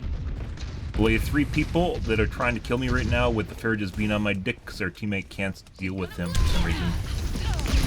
I'm very certain that Anna is cheating. I mentioned earlier. Not the Anna, the Ashe is cheating. I don't know about the Anna. Making another approach.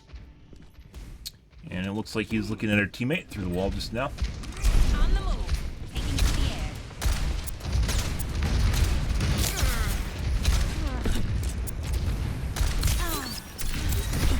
Excellent teamwork. It does not miss.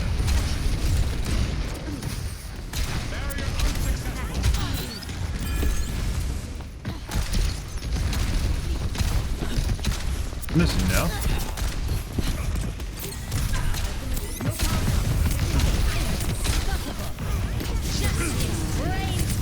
Okay, I guess we'll do that. She just fucking pile drive forward. When people are bad, you can't really figure out why, like what they're doing. They just do completely random shit. Like that Mercy just flew in front of the tank, completely out of position, and I thought she was gonna be behind the tank, and she wasn't.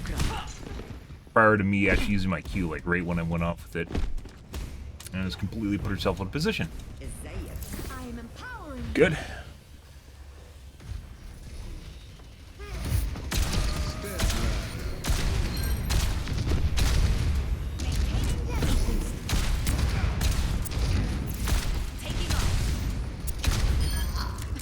No wonder I can't retire.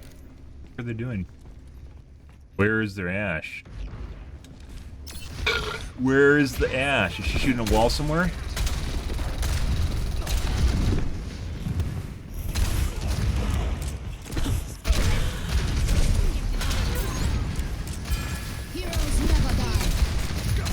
The Ashe just disappeared completely. Bye, Ashe.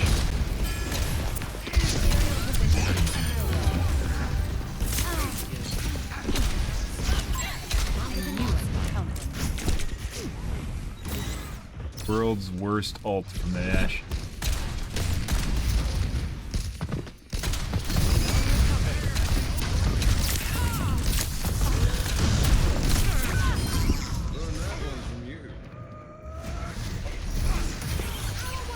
Not fucking miss.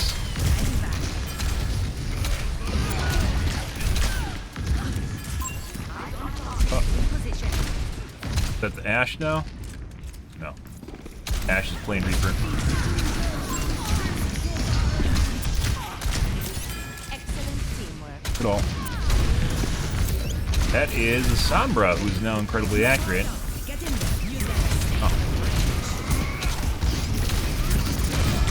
So it looks like the Sombra as well as...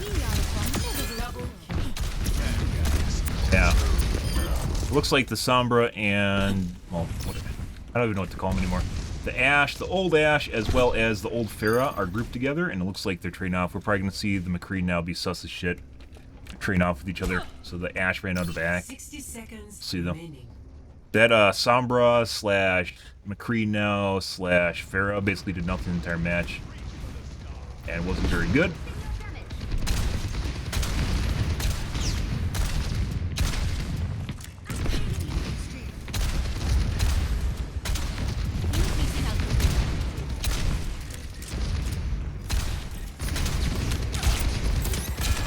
Soldier 76 now. That's not who I want to shoot. I'm trying to shoot around him and seeing it suck.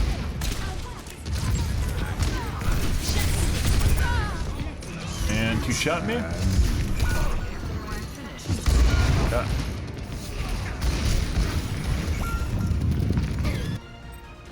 I don't want to talk about 10 seconds. Group up here.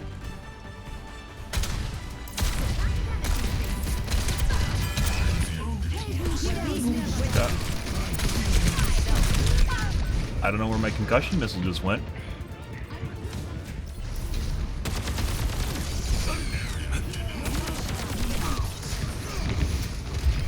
No idea. That guy's cheating.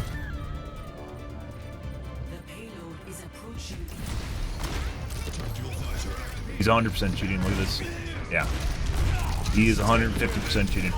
So, as I mentioned earlier, it's pretty common for cheaters to swap up with each other when they run out of accuracy.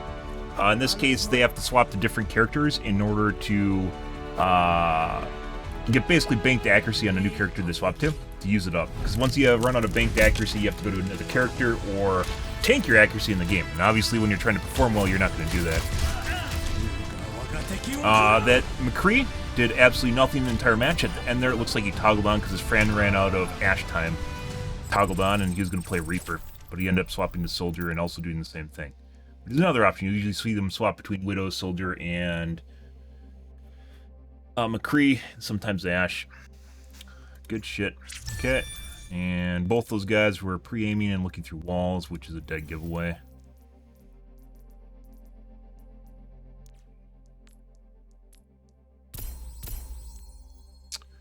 So this is Cassidy, Farah, and Sombra.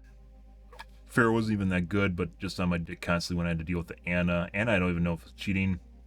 Hit almost all of her shots, though. This guy was definitely cheating. He was on Widowmaker. And it wasn't until he swapped to Ash.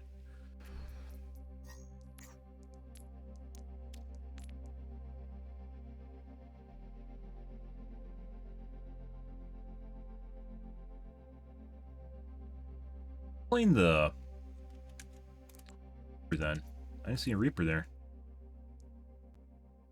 Reaper in the match. I guess it only shows 3? He also played Reaper. Yeah, must not show it. This guy also played Reaper prior to him playing Soldier, which is kind of weird considering how accurate he is.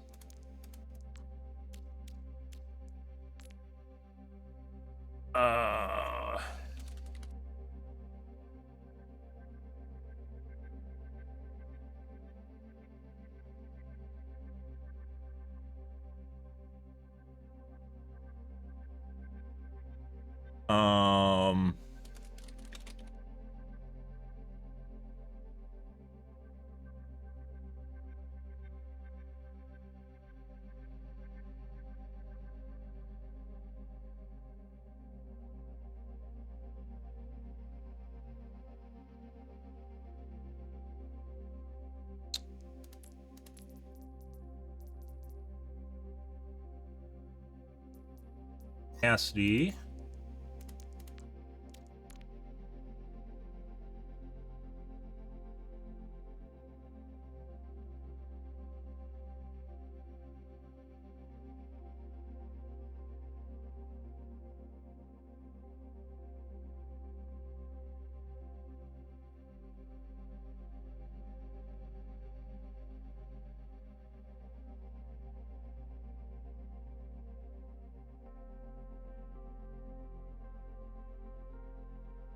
On me?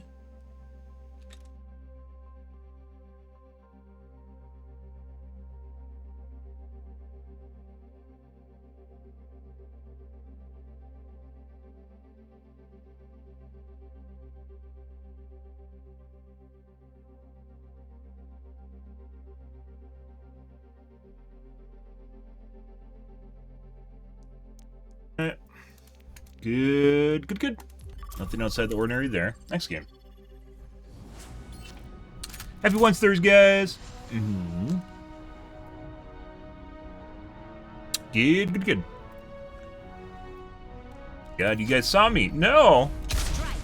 We're gonna do one more here, and then we're going to change some tweaking. Tweaking.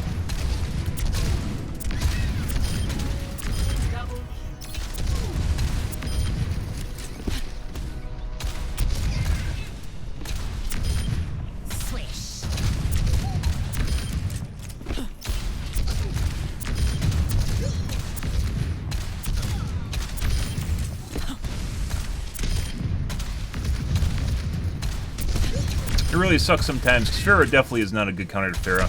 However, you can apply a significant amount of pressure just with any character where you just constantly, like, harass or just dog someone. Like, you just sit on their dick. It can cause a lot of pressure on that character, regardless of whoever you're playing. D.Va is a primary example of that. Welcome to Blizzard World. Prepare your defenses. Select your hero. Good. Also, it appears my game volume's too high. I'm still trying to figure out my new sound card / onboard audio. And as such, it sounds kind of off on it.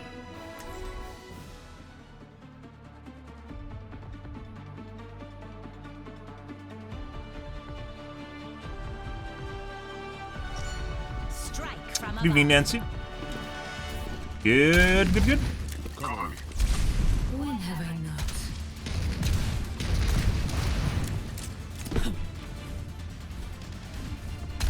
Ah. Pre-flight checklist complete. Does Widowmaker like the BBC? I think she does. The British Broadcasting Company, obviously.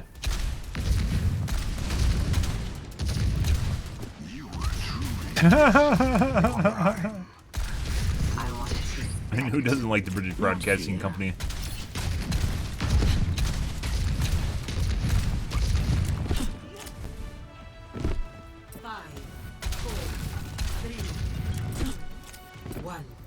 Attackers incoming. Alrighty. Defend objective A.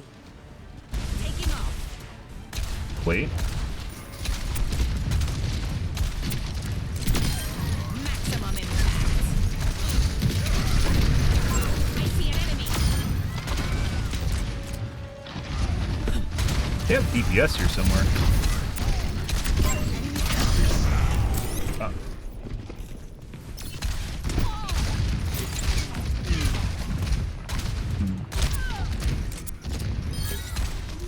Literally decided they weren't going to show up for the first push.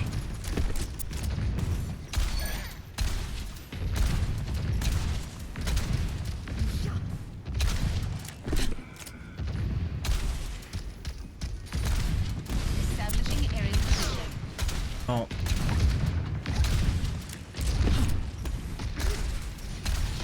Enemy here. Concussive out.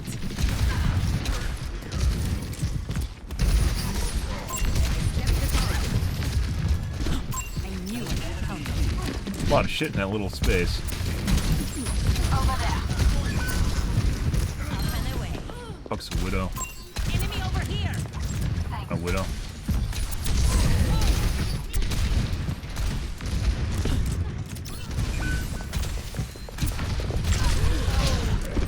Everyone is dying all around me. I could have ulted. Just to kill one person is not worth it.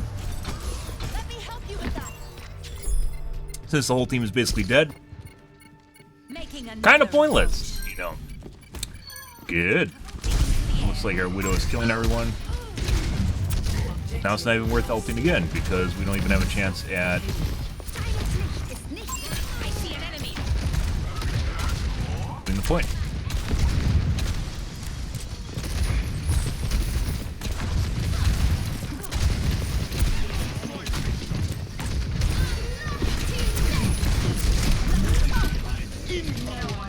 Ah.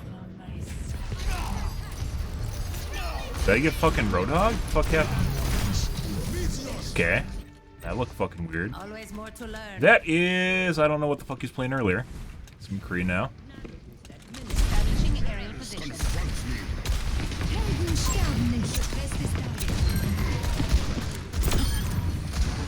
Cool. Repositioning. But why are you not moving in the way that you would normally move? There we go. I'll help you out. Move in a normal person way. That is very predictable because you're an experienced player.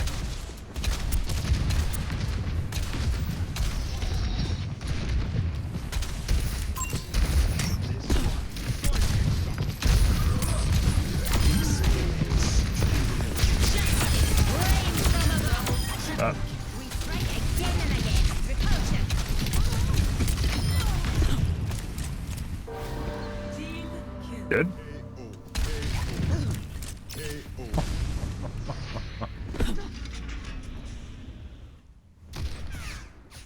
Okay. Over there. Over there. Understood.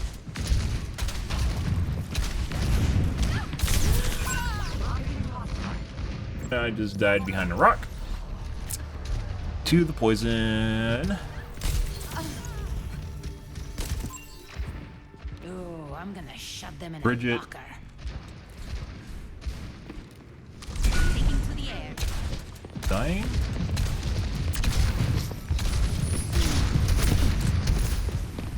Hey, buddy. Outlawed. Over there. Scatter. Engage this enemy. I knew I could counter.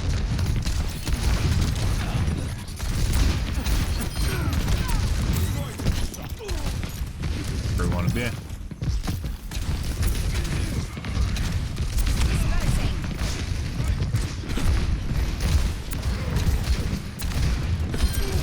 Double Increasing altitude. Enemy here. You're outclassed.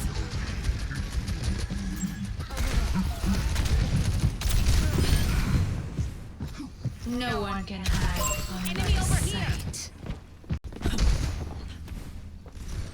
Nano boost administered. He's literally just going on a what the fuck is he doing? He's just going on a trip with us. Okay. Well, now he's completely staggered. I think he was responding to sounds behind the walls.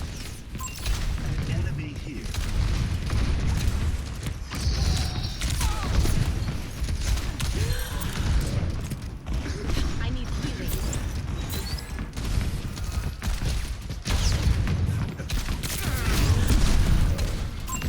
Stay here. I require Get him high enough up with it. Now they can totally see me if they're on the other side.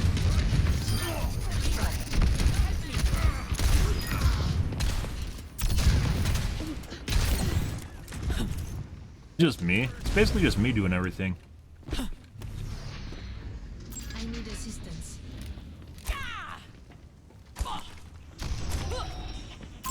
Here is an enemy.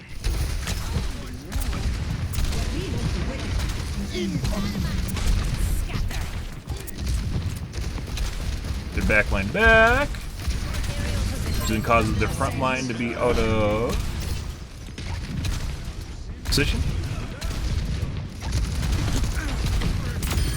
Messy, but we got it done. Aimbot grenade.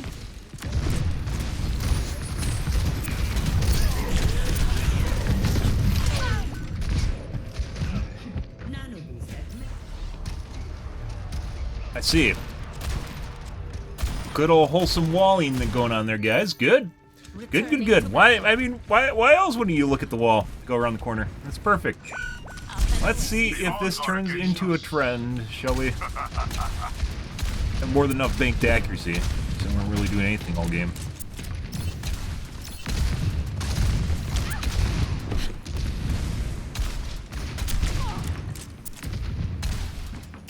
Suppress this target. Concussive out. I see an enemy. That's 3 directions. Got it. I need no one.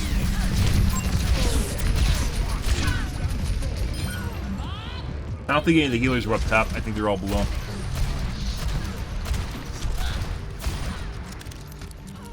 Okay. Good, good, good. 10 seconds remaining. We've almost won. Suppress this target. Hey, buddy.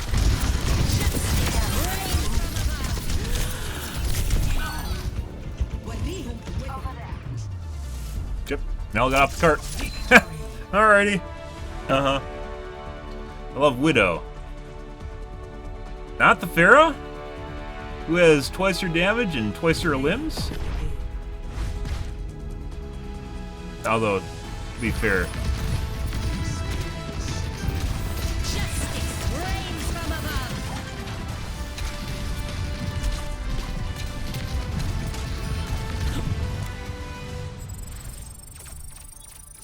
Got to point it out. No one acknowledges Farah. Don't even look at her. If she's in the room, don't even mention Farah doing well, because obviously Farahs don't do well, right? Don't even reply to a dirty Farah. All right, let's take a look at our accuracy, 4417, 34.8. That was with the cheater lobby. 32.15. Meh. Lots of meh. I think these are all going to be fucked up. 55.22. This wasn't. Bug. 41.10.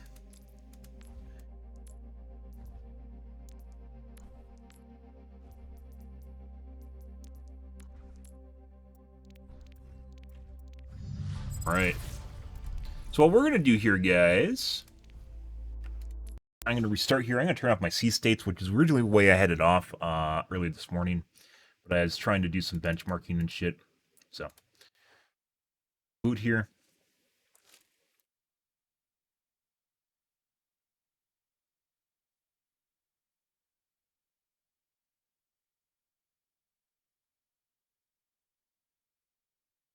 Get a little piece of hair, guys, just starts tickling the side of your ear, and then it causes you to itch your ear constantly. Alrighty. What do we got going on?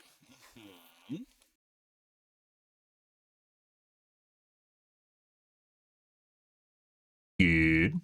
Good.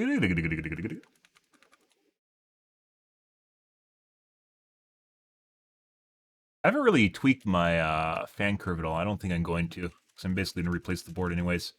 Alright, so what I have turned on, race to halt, I have enabled. I don't think that. I'm just going to turn off C states. The end result of testing yesterday was just turning off C states. It's basically what you have to do. It's not what I want to do, but based on the way Intel now controls core parking, you basically have to turn it off. If you want things to balance better, you have to turn off C states. C states will just ignore core parking.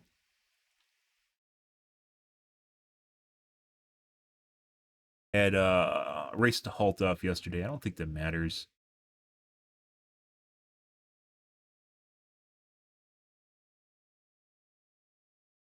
C states are off. Hopefully the end result is not me having to have my core parking off all the time, but it might be. Good. Hope you guys are all having a wonderful evening. It used to be like if you have an AMD video card, you could actually be able to show people your BIOS because it outputs to all of the ports simultaneously while it's booting, which is a really nice feature. I wish AMD or NVIDIA would copy that, and they haven't. So you can actually see what I was doing in the BIOS when I had an AMD video card. I missed that.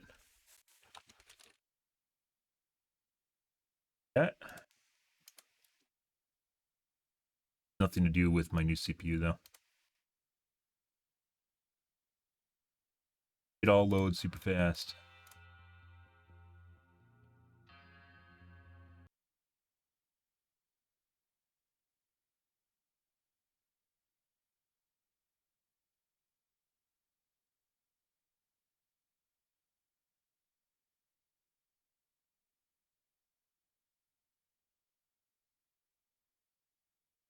Alrighty. Go away. I think the end result of that is you just have to turn it off. I think it just always starts no matter what. You just have to uninstall.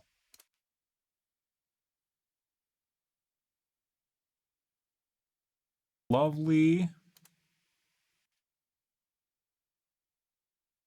Yeah, I have it turned off already. There.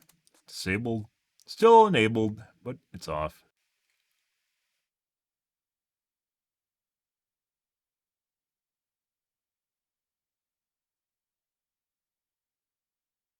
Right.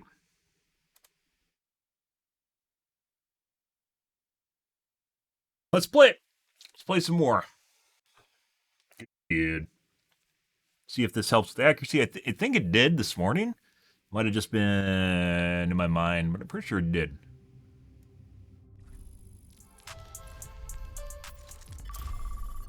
All I wanted to do is turn off core parking. You can't. You can no longer turn off core parking on new processors. It's just forced down. We're on a high latency server. you guys are kind of curious, it's actually, I wish the game would actually show you the projectile, the actual projectile on the server, and it doesn't. It shows you the hypothetical projectile. So if you actually look at when the projectile hits the target, you can see it stops, and the projectile will actually hover where it hits the target, and then it explodes. Because of the latency, it waits for the game server to tell it that it exploded. Yeah. It also shows you that it's not actually real. Aerial positioning underway. The flight path isn't actually the actual projectile on the server, which is a shame because it would help you be able to figure out how to better visualize latency.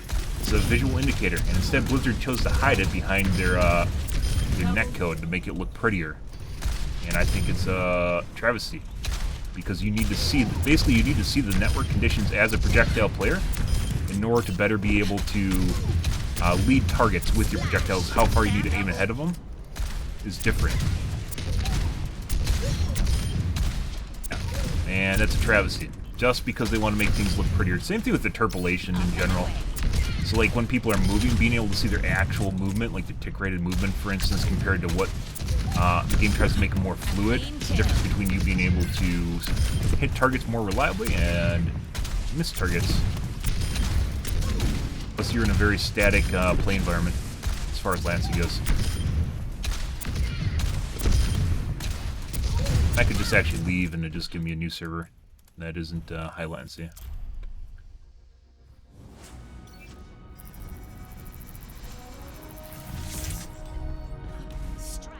Now we're down to 40 ms, which is normal for...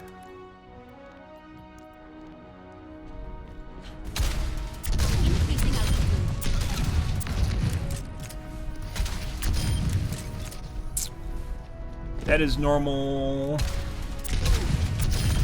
When I'm hitting my shots, you can't touch me. Double.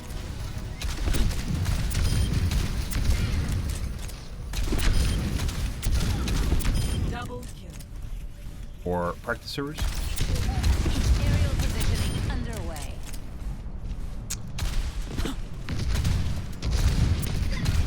Uh-huh.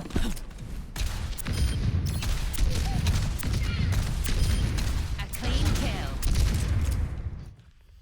Alrighty, off we go again. And the game where we're gonna get this time.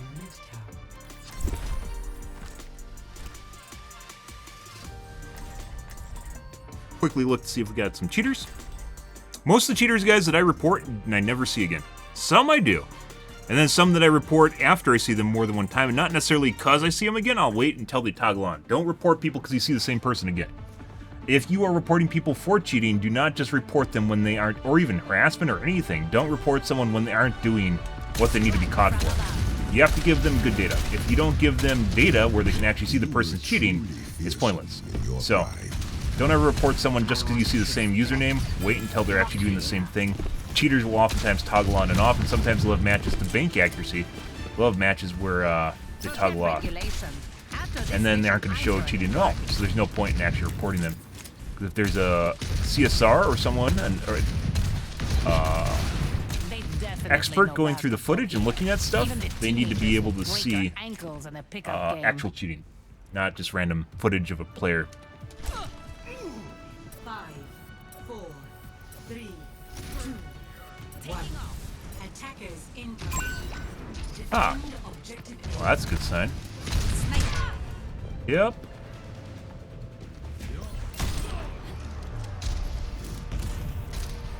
And she's cheating. Not particularly because she did a pop shot. By the way, guys, I would still say, if you see someone do a pop shot and you're at high MMR, just duck, just hide, because there's a high probability they're actually cheating and you're just going to take one to the face because they're trying to look cool. There is a higher probability of them hitting shots. The higher probability of them hitting their shots when they do a pop shot than when they're just sitting on the ground. So. But it wasn't the pop shot, it was the fact that she stared at me through the wall before she came around the corner. That's an immediate ban. Positioning. Sniper, be careful. If anyone looks at that, you can immediately tell. Because there's no Z-axis on sound, you can't tell how high Farah is off the ground. So there's no verticality to audio. So even if you can say, oh, they're just looking at,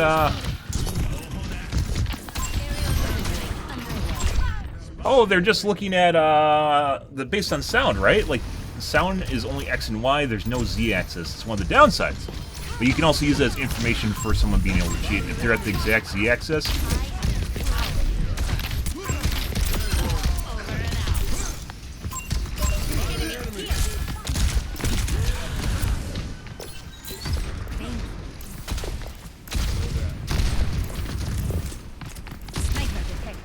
Tried to fucking shoot me through the wall. Dead shit.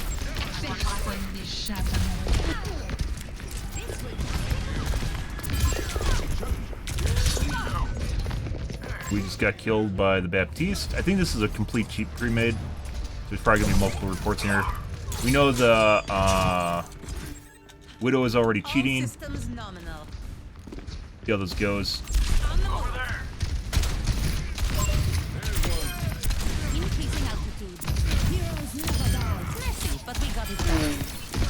Missed. It doesn't matter if she toggles off at this point, which is what it looks like is happening here.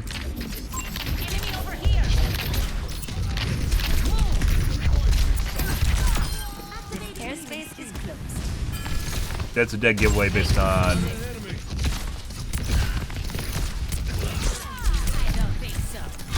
I heard your gross footsteps based on the pre-aim through the wall. My guess is she's probably trying to watch your accuracy now. She just pre-aimed me again. Exact height I came around the corner, even though my height changed between when I went around the corner and I came back. So you can immediately tell she's a wall hack. Good. Hey buddy, time to go and respawn.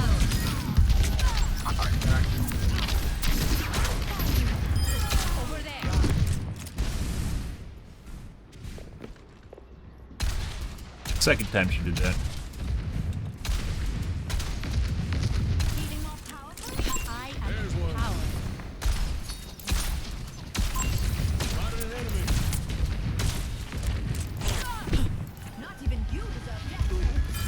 Wait, what?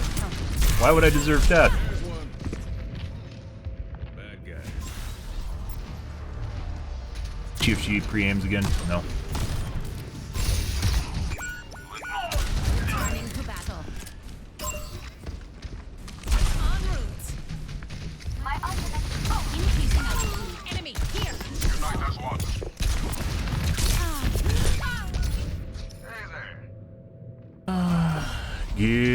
Good. Pre-aim again. Does it a lot. If you actually look at some streamers, a lot of streamers seem to think that what you need to look for is the aim. I mean, aim is sus for sure. Aim is sus for sure. That's not the only thing though. A really good player and top 500 OL player, which is probably gonna look like they have an aimbot. The sus thing is when people look at you through walls, or prior to coming around corners, or look directly at people moving through walls. You don't cover corners by looking at walls. That's not the way the game works. Sometimes you'll see people looking because they want to suss out the sound a little bit, but when they're too far away or across the map, it's not going to change anything. This guy's almost dead. You missed some shots now. For those, Genji showing up.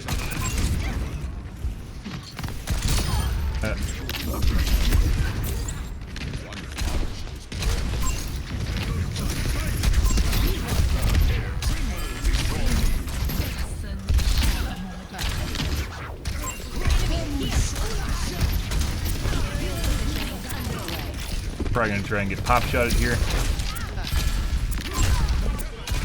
Toggled off. Toggles relatively frequently though, so can't just depend on her missing shots.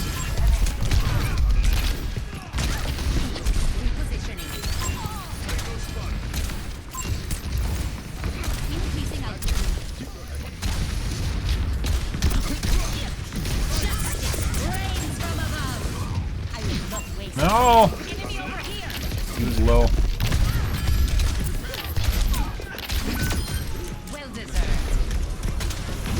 He's trying to get an angle on me. It's gonna help out here.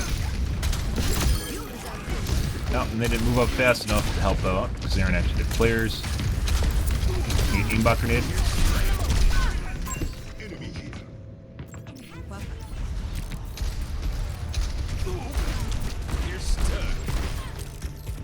Aim looks weird. He didn't miss. Those were hit red shots where he shot me and they didn't count.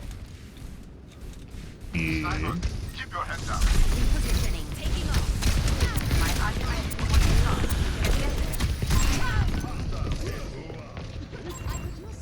Clippy cop around the corner. Yeah, this guy's cheating now. All systems nominal.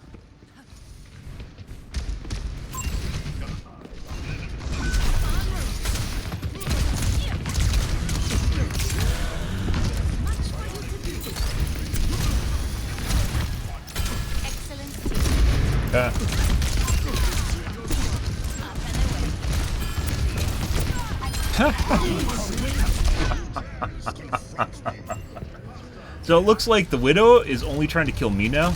Yeah. And it looks like they lowered their axe to hit me. What's my rank? I'm not playing comp right now. This is just quick play. But prior to me quitting Overwatch as GM and Master. I'm not playing comp right now.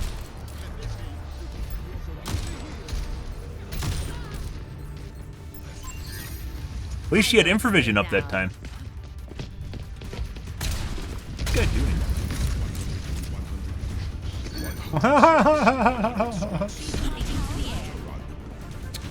Good evening, miss.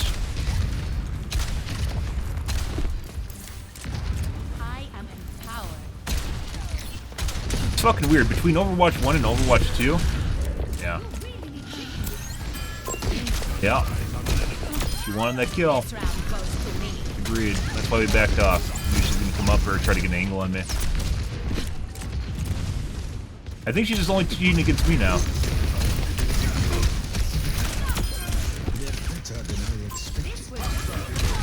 There's this healing circle. This guy is also sus. He just tries to come up and kill me.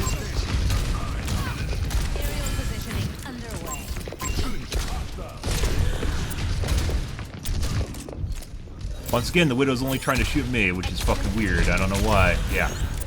So I think she's hit her accuracy bank, and she's only trying to kill me now. Maximize whatever's left of her accuracy. She's shooting at other people now.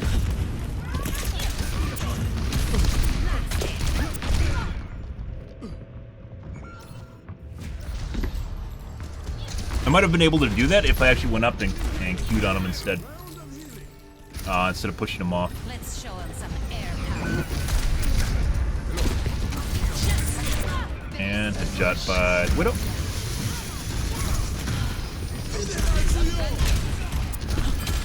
Widow is definitely just aiming to kill me, so we're just gonna line sight her.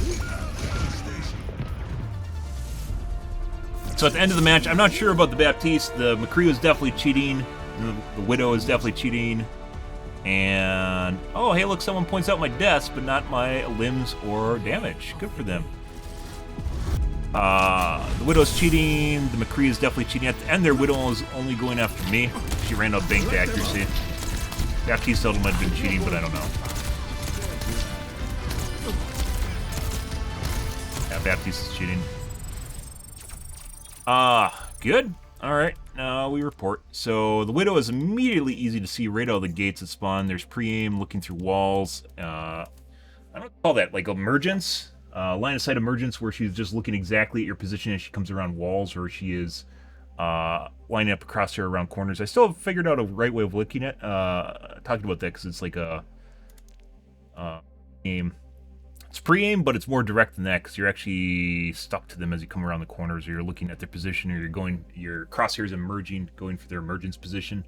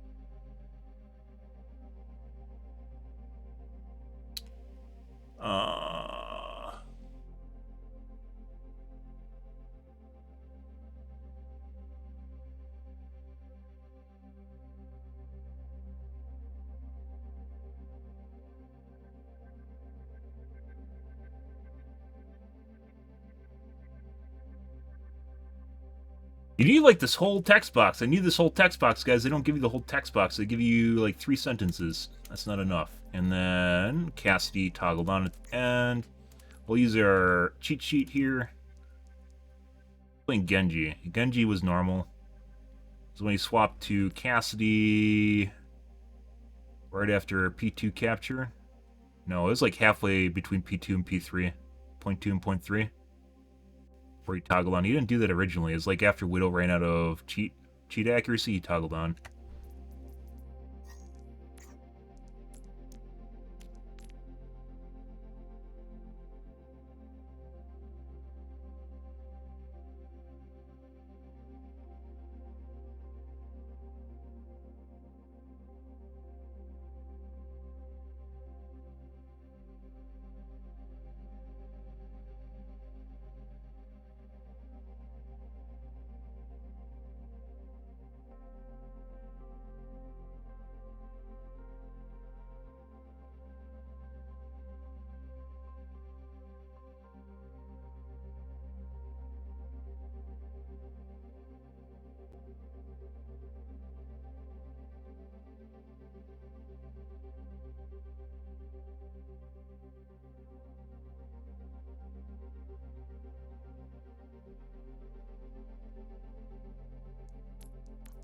Baptiste.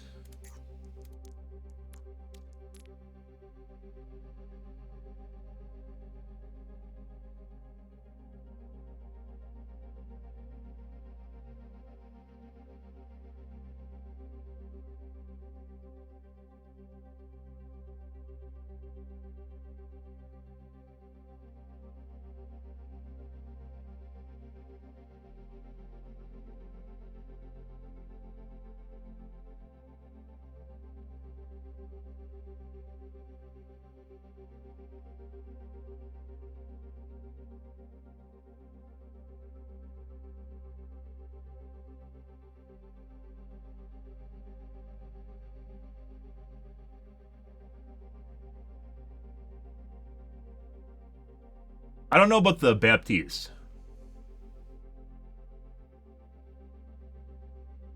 Could just be luck, or we just died there. He definitely did not seem to miss. Baptiste will take a bit to kill you simply because his gun doesn't do a lot of damage, but if you hit all the shots, especially if they're headshots, you just die.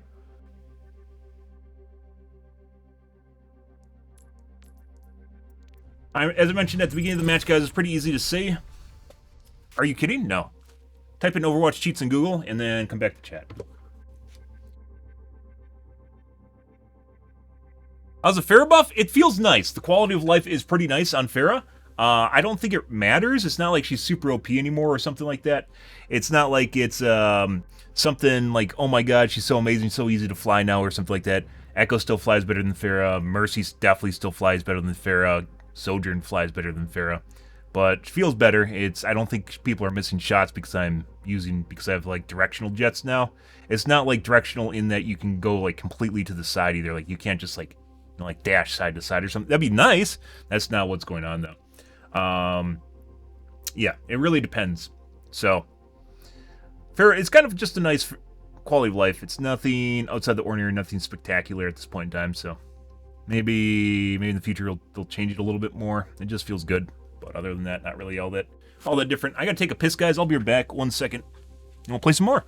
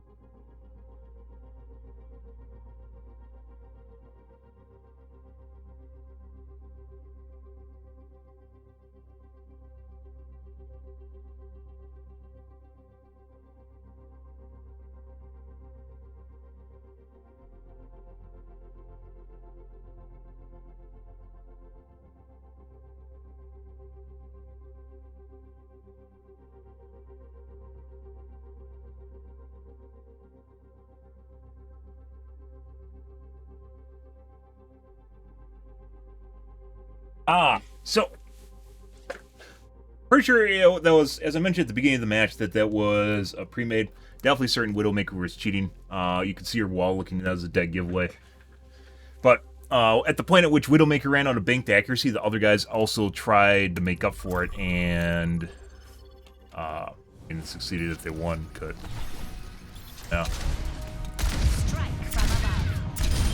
It's not uncommon. You'll see people trade off cheat duties with each other, as you can call it, so they can clutch the match. There's stat-based banding in the game. If you guys don't know, we talk about it on the channel. So players have to do different things to manage their stats, including just having the bots, like the aim bots, just miss for them in general to lower their stats. But that's not as consistent. Most players prefer to manually toggle, because that allows them to pick and choose when they're using their accuracy and who they're using it against. And you can do different things like banking accuracy, where you can just build up a bunch of accuracy and then just go shoot a wall somewhere. Obviously just being a little bit of hyperbole there, but just go shoot a wall somewhere and lower it. Usually they'll just bank accuracy on characters and they'll swap off through the character list throughout the match. Or they'll have someone else pick up the accuracy too. So if they have to toggle off, they'll have someone else in the match toggle on when they toggle off. If they duo or trio queue or whatever. By the way, guys, Pepsi Peeps is pretty fantastic. Unfortunately, it's probably going to be gone after Easter. Actually pretty good. I like it. Good evening, Mari. Strike from above. Good leadership makes all the difference. Bells are still broken. Farah is an absolute cheat magnet, though. People absolutely hate her. It's a good way to get anyone toggle. 4, 3. I suspect things will change quite a bit once we play. My music go. Just start playing comp.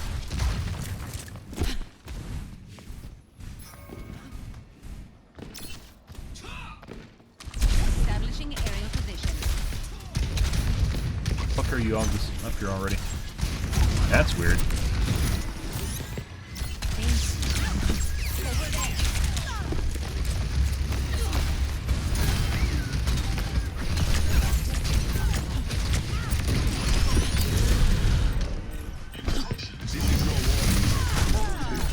Nowhere. What the fuck was that? No.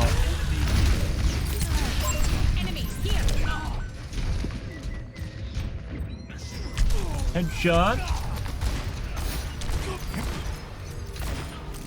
Good. Shake it off. On the move.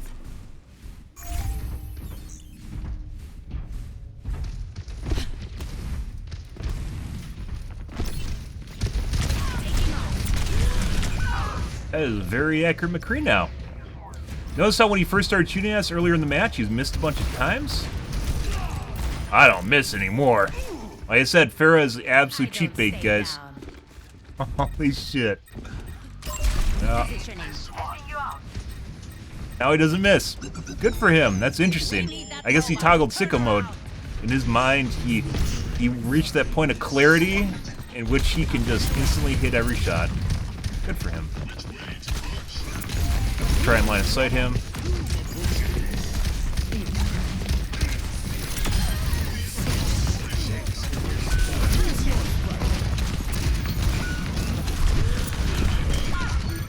Not miss.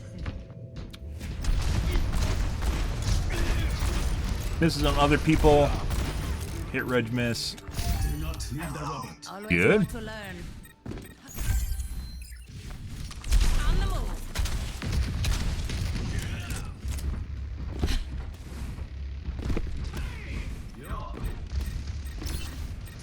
Increasing altitude. Heading you off.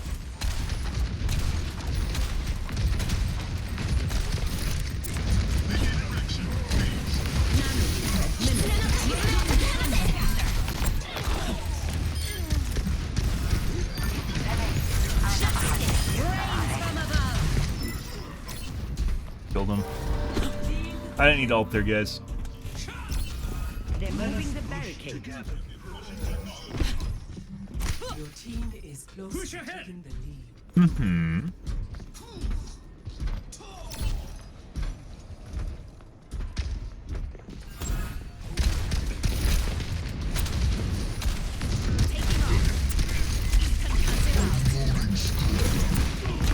I don't want your aimbot grenade, McCree. He doesn't want to give it to me. Oh my god, he must be saving it for a rainy day. Pushing that barricade.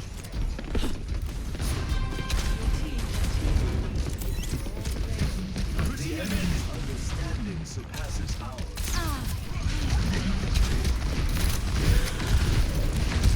Very accurate. Good for him.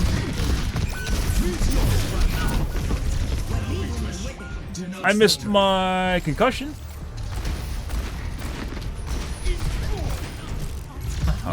Possible minimum lock range. We need to attack. En route.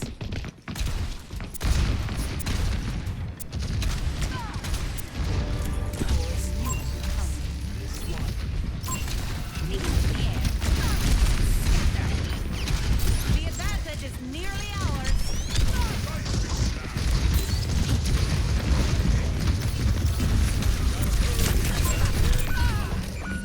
Good.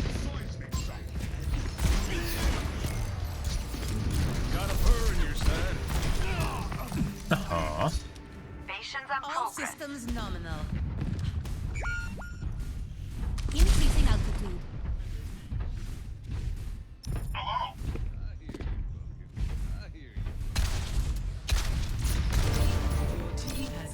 Dispersing. The lead awaits us.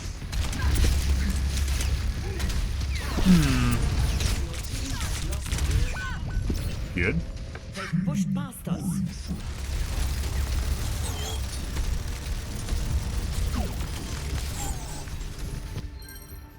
The skies await. Up and away.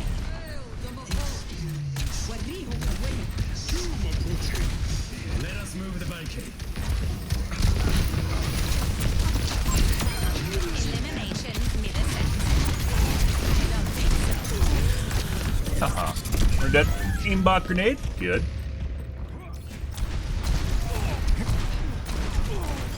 Gotcha. Always more to learn. Repositioning. Meanwhile, our Genji apparently is running him over.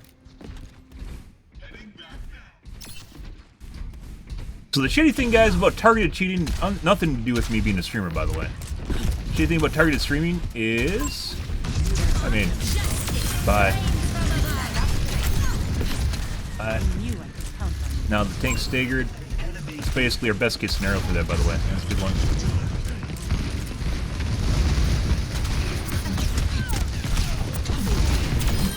This round goes to me. And now we begin.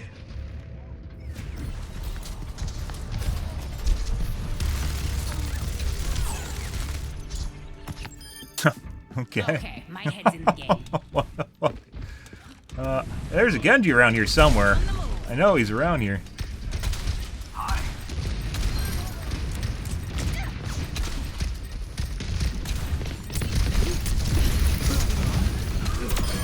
Maximum impact. Up and away.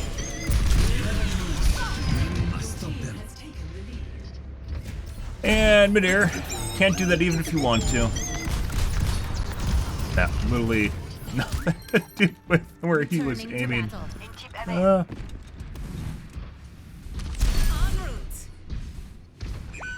Nano boost administered. Meteor strike. Taking off. Huh.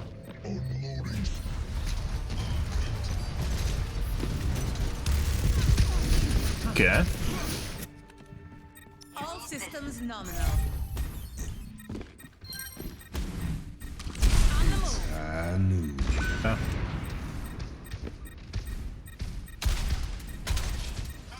And McCree has went into obsolescence, but now it's the Bastion.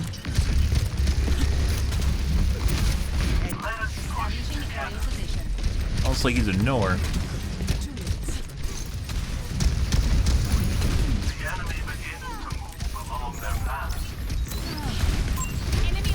No.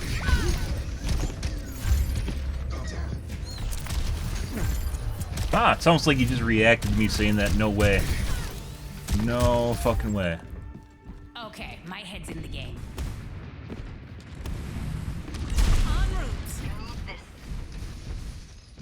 Meteor strike. Outpredicted and outplayed.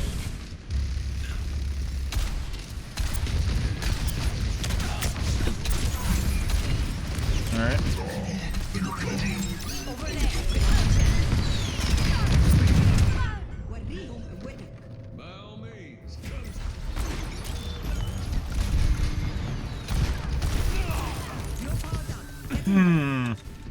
I don't stay Good. long.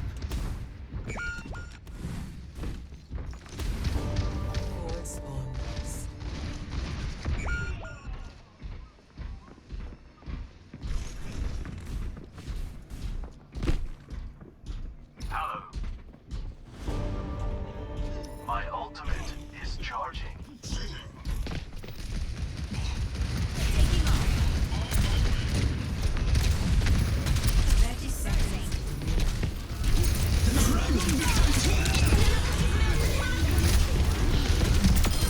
Taken down.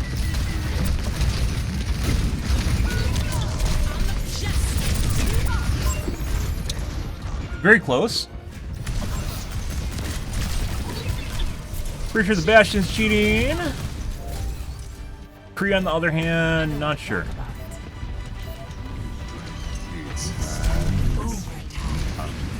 Got me good. Victory is ours.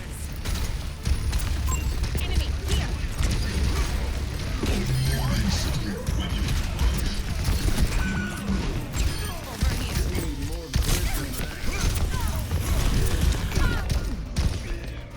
Had to get on the point. Good.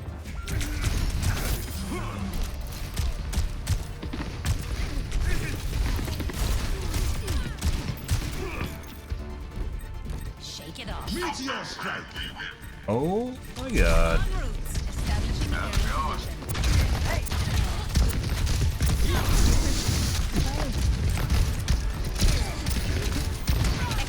Half the kill.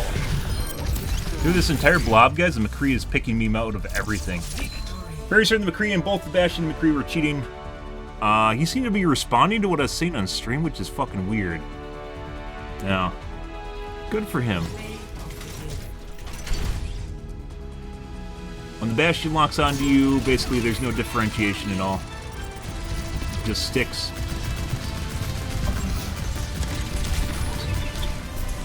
So maybe minimum lock-on distance there. Stuff. McCree, on the other hand, that was sporadic throughout the match, but it went from basically every time it'd be a 2-taps with a 3-tap. So every time he'd shoot at me, it'd be 3 times, and one would miss, but one would be a headshot and one would be a crit, or a headshot and a body shot, which is gonna finish you off.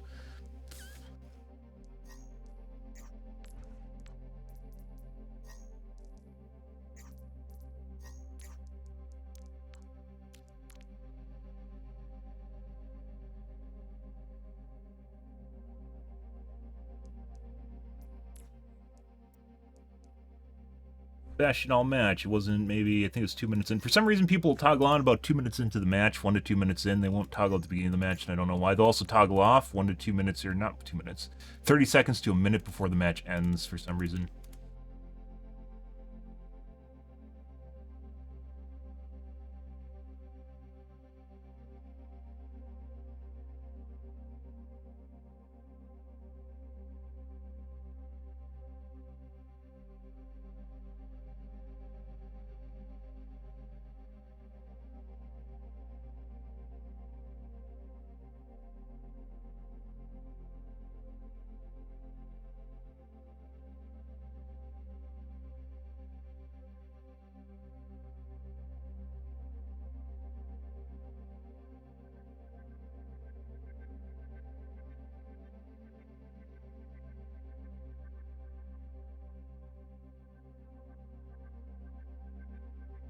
Was there any pre-aim? No. Neither on the Bastion or the McCree do we see pre-aim.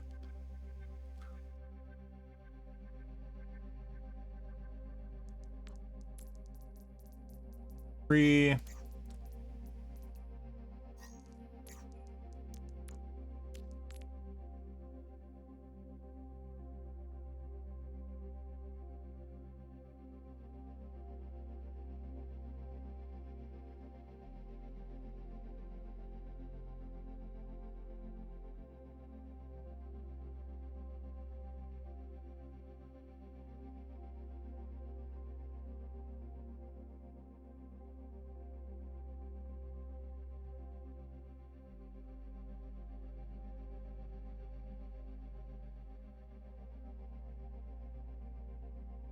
Take a look curiously. Sometimes players have their profile open, so you can actually look at their accuracy. Get an idea of what you should be seeing in the game too.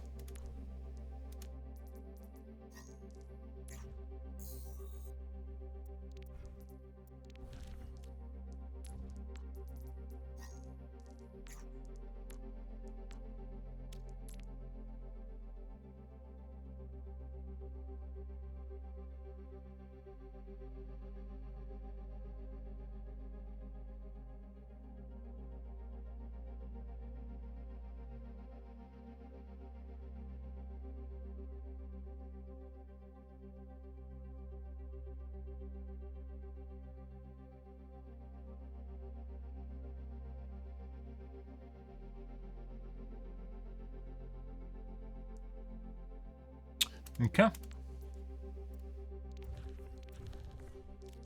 Ready. Adjust my volume slightly here so it's quieter on stream.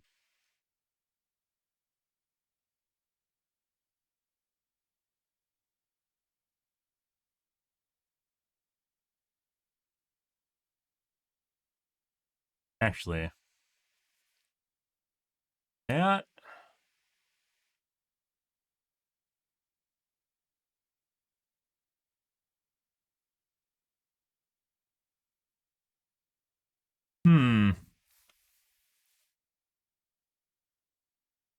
So a sound card's different, obviously, and each time you set it up, it's a little bit different. I think what I'm going to do is this guy.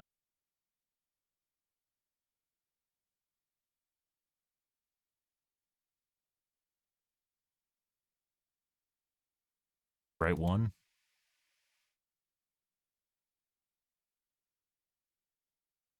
Yep. Okay. Next game.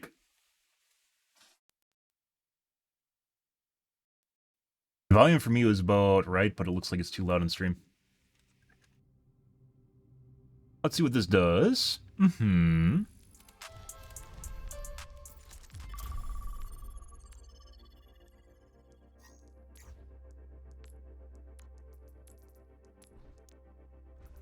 And 4212, both with cheater lobbies in it, so that's not bad. 17, 8. Cheater in it too, 3215. Now entering. Kings prepare to attack. Select your hero. The Fabled Booger Picker 3.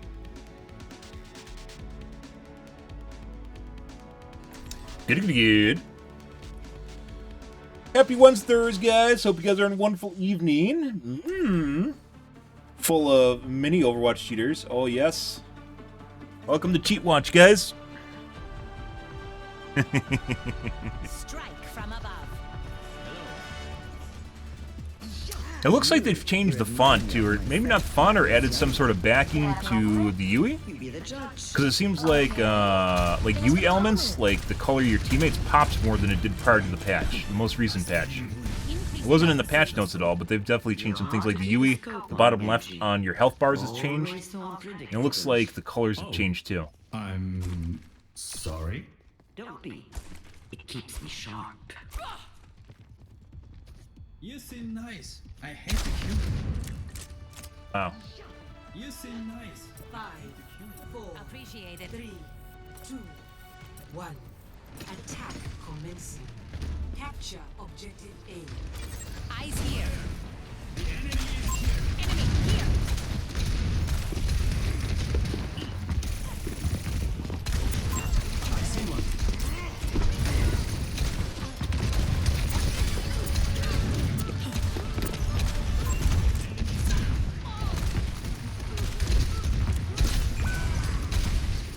Oh.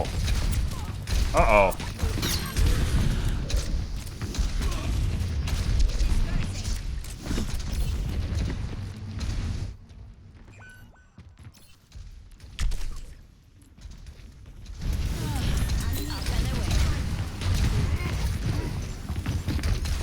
Trouble in paradise, guys.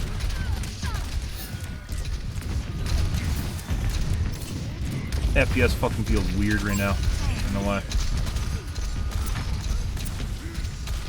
That was part of it.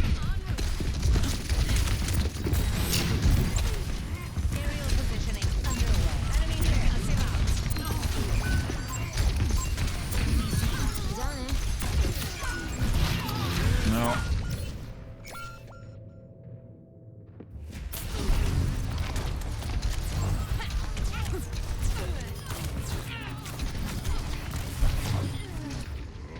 Don't know what it is. FPS definitely feels weird, though. Oh, it still looks like my volume's too loud.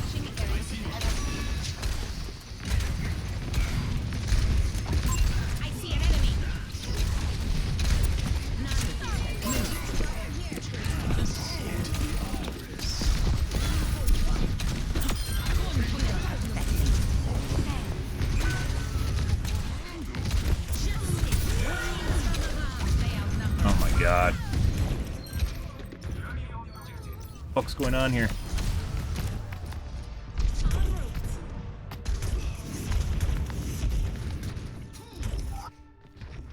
Coming off the bench.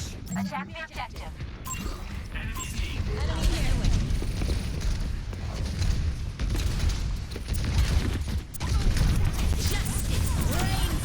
Rid of her. Where's he gonna come for res here in a second? Oh my god. He didn't make it. And the Tracer made sure to kill me so I couldn't prevent it.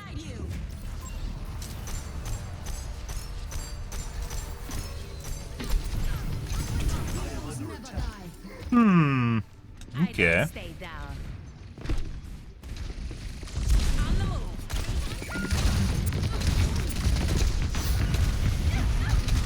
He's on my dick too.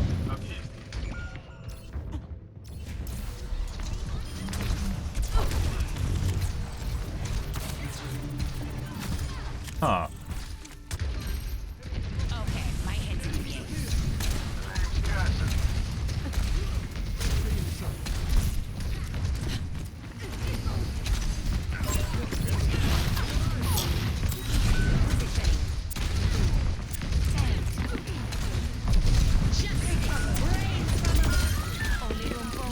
He's gonna res.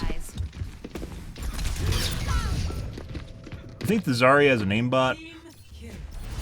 See though, it's rare for tanks to have aimbots because you can do a lot more work with DPS, but if they're hanging out with their friends, it makes a lot of sense. And Zarya is a really good character to have one on, so I know.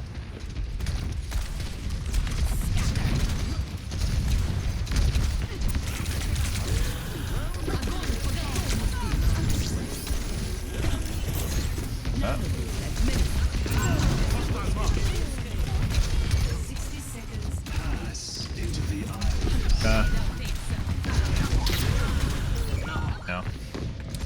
Good stuff.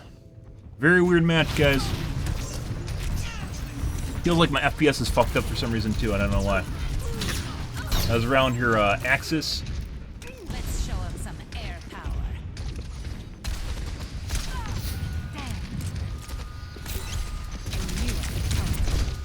No. 30 seconds. No, they're trying to fuck around with me. Interesting.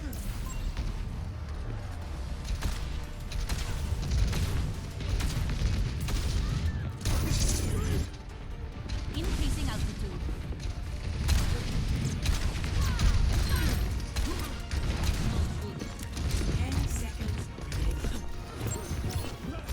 Gonna be over here. Talk about danger close. Bye.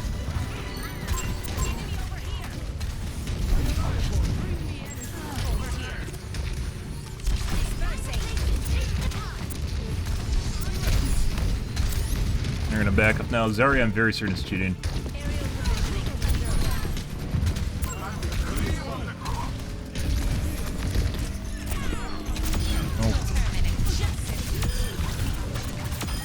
Bye.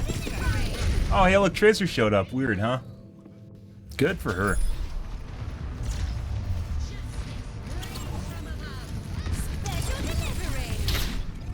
Yeah. So Zarya, I'm very certain is cheating. Tracer, not sure. We'll see. And then obviously I have a fair riding my dick, which doesn't help things.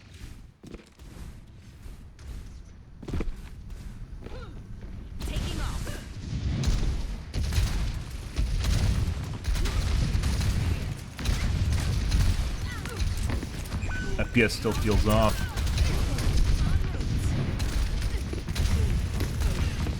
My shots are really delayed. I don't know what's going on here.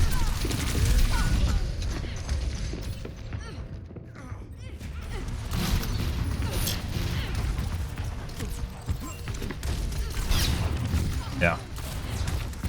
Zarya's definitely cheating.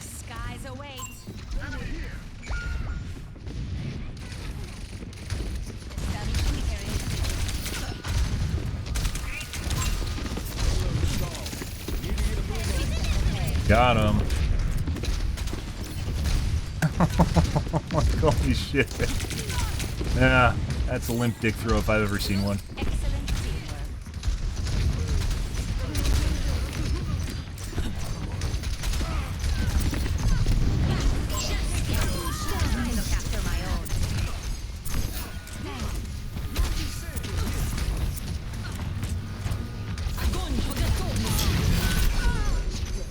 About as far enough away, guys. Got sucked in. Oh my god.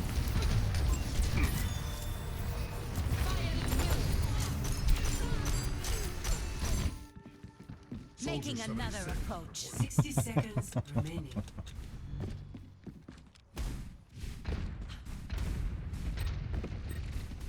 Aerial positioning underway. Damn. Issuing an alert.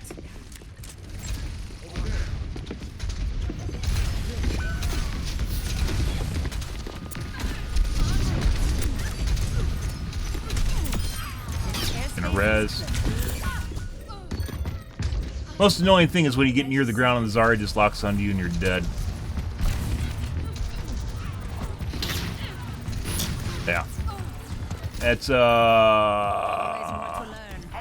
linear parallel acceleration. That's a mouthful. 10 seconds remaining.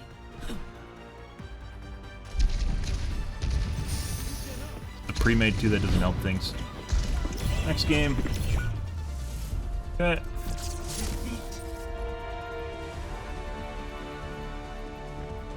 Zarya. Play of the game.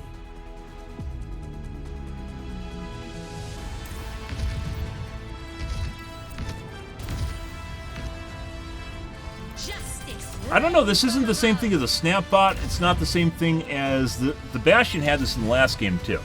It's not the same thing as a snap bot, and it's not the same thing as a. Let me figure out how to word this.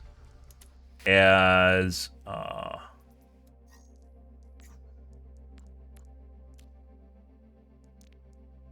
that mouse over.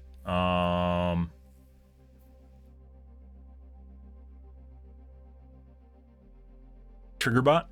It's not a trigger bot, it's not a snap bot. It's where it locks on when you go over the top of the character. So you have natural aim, but the moment that you go over the top of the character, it locks onto the target. I don't know what they call it. I don't know if there's a name for it. I don't think there's a name for it.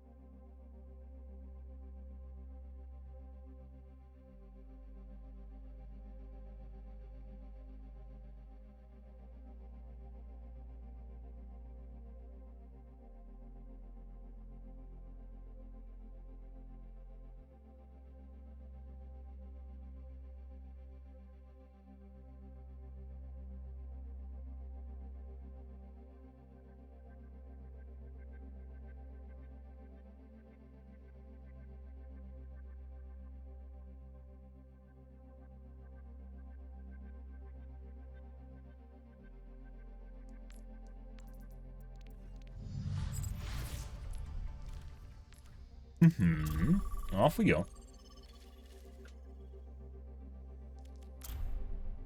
Fun, fun, fun! Not even the weekend, guys. The worst cheating in this game is Friday nights, Saturday nights, and especially Saturday fucking mornings. It's like fucking cartoons for kids. Crazy shit.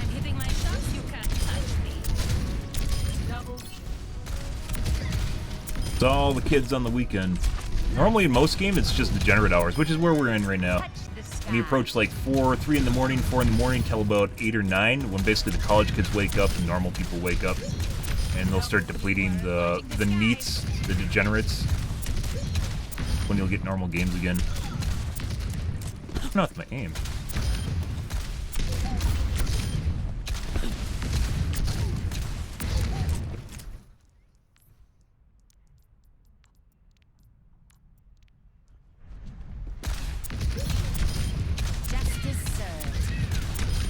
Like I have a lot of input delay right now. Aerial positioning underway. Huh. Taken down. Good shit.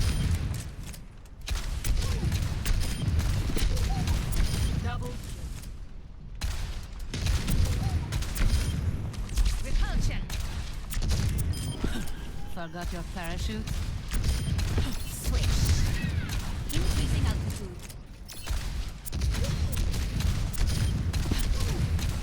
Double kill. Lots of input delay. I want a reflex analyzer. It'd be so fucking amazing to see a reflex analyzer. So I can see how insane I am. For how much input delay there actually is when I tweak shit out the wazoo. But we got it done. Oh.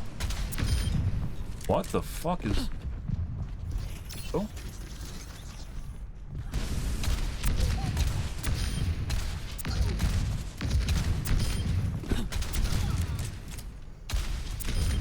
Maximum impact.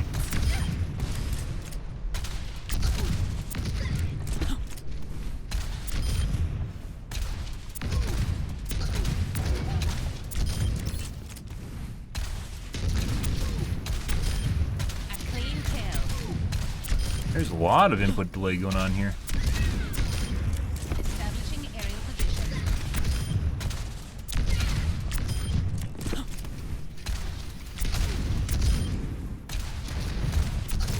Input delay in my mind! Maybe it's my mind! I'm going crazy! Elimination needed. Alright, next game.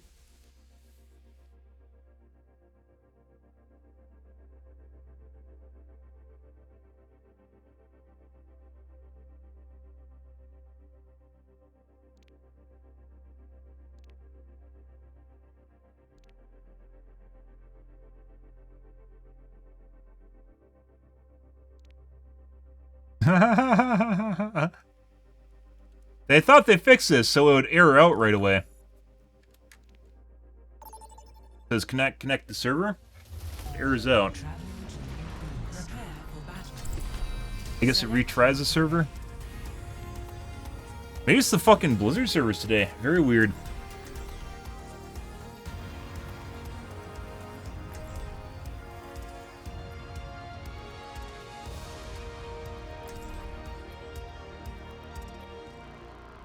I'm gonna try something after this game.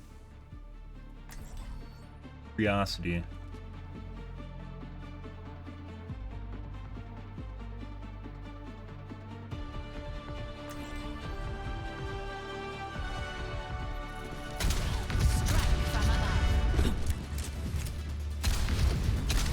Much lies in store.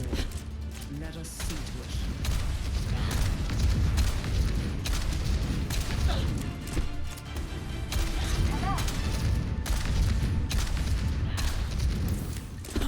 I will not waste this opportunity. 3, 2, 1. Objective On the lost in move. 30 seconds. Taking to the air. Misery made manifest.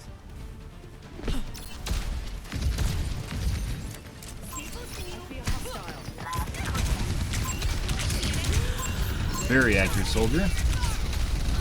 I see. Oh, we have a lot of people going for me. What's going on here? It's kind of interesting.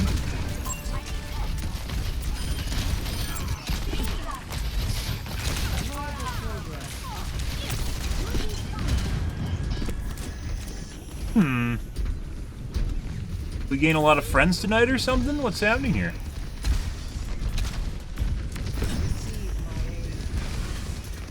Everyone wants to show me their shiny.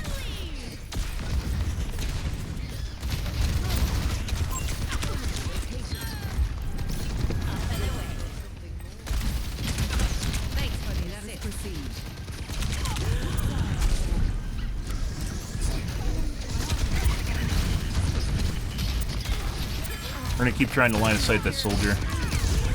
He wants my D super hard. Fuck off, light post.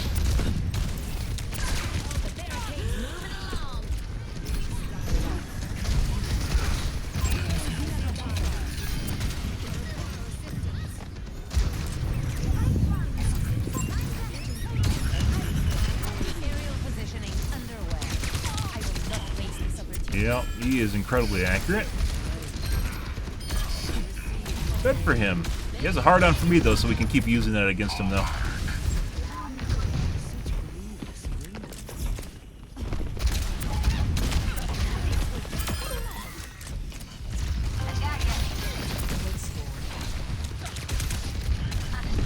Very, very accurate.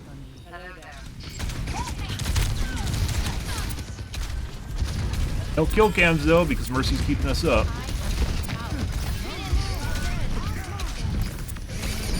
What? Where? Okay.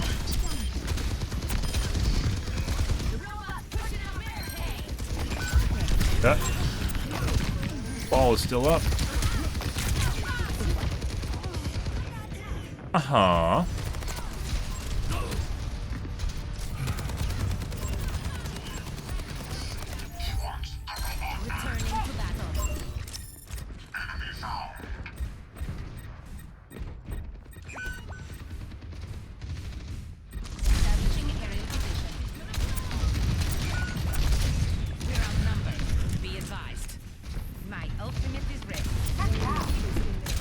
Want that?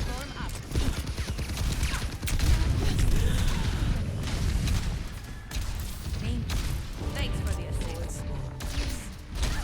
Barricade is pushing forward.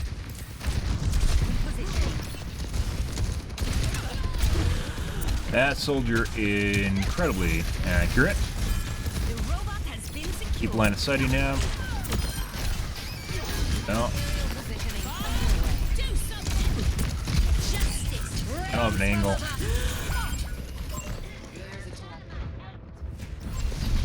Bad place for it to stop, guys. Thought it was gonna stop right next to me. I killed myself. My skills are still needed. I don't want to talk about it. I will not waste this opportunity. On the move. Forward spawn.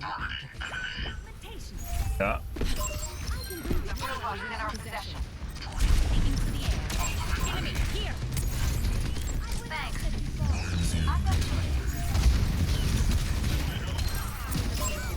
Heroes never die. Nice shot. Barricade moving. Keep up. Cure for all the veils. Scatter.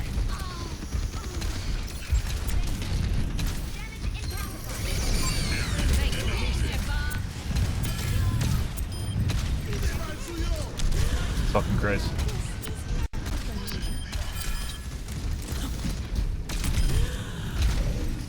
Holy fucking shit. The walls are fucking coated. 3 hits.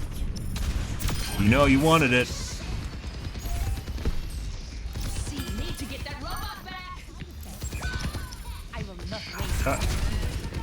The robot has been secured.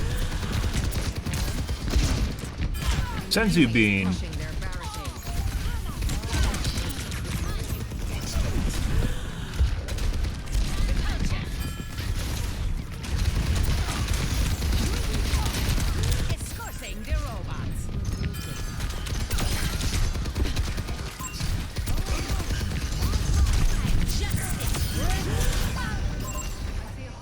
Good.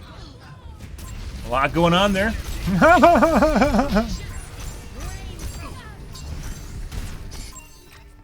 Always more to learn. There's a test subject. Surrender to my will. Oh, they brought out the Widow. No. Oh, yeah. Yeah. Must be getting a little bit too BME for them. Gotta make sure you balance things out.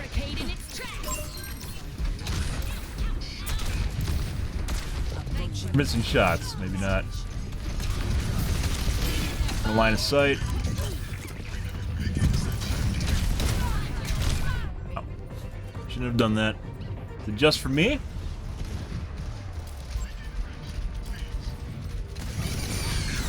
My God, mercy. Sorry about that. Okay, the robot is with us now. Let's get pushing. Careful, we're outnumbered.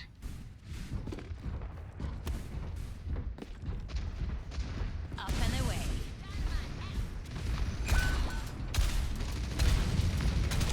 No. That's a soldier, by the way.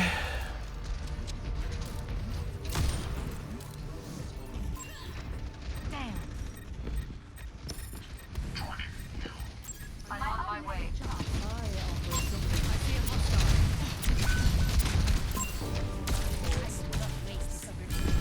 Healing more power. That's not good. Don't let them push.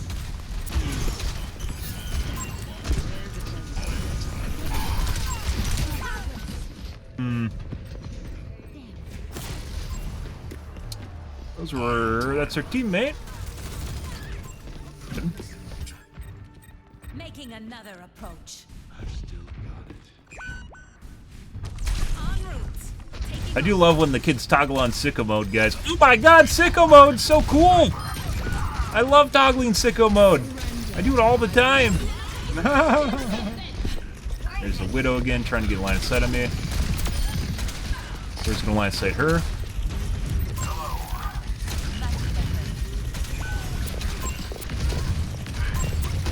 Fucked up her grapple. Good for her. Bye. Almost. There's much for you to do. I am empowered.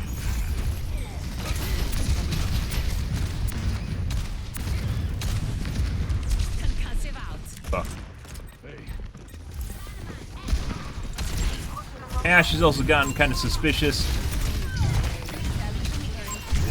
See? Yeah, Ash is hitting all of her shots now.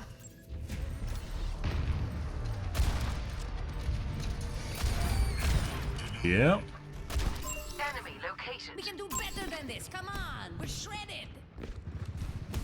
Repositioning. Eyes on an enemy.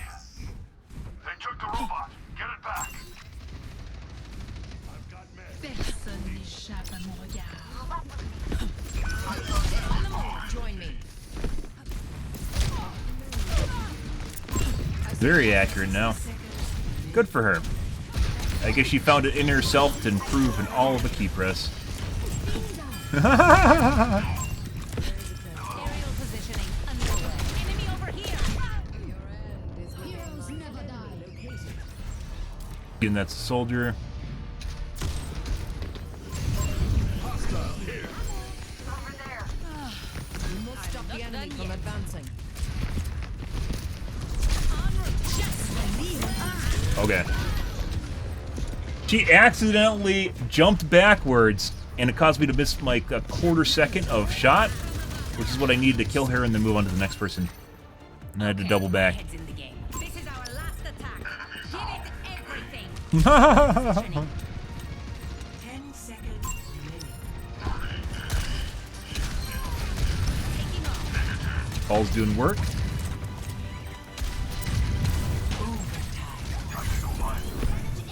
Thanks for the All he has to do is sit there like that. No. Ignore. Rid of her. There we go. For Anna. Stop them and victory is ours. No, she's dead. Oh. Good. 40-14. Something still doesn't feel right.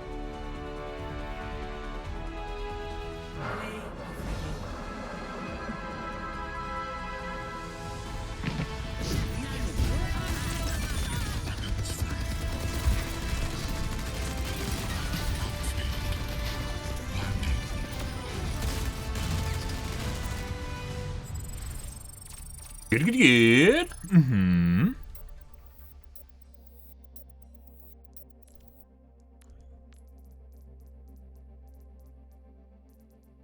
Widow.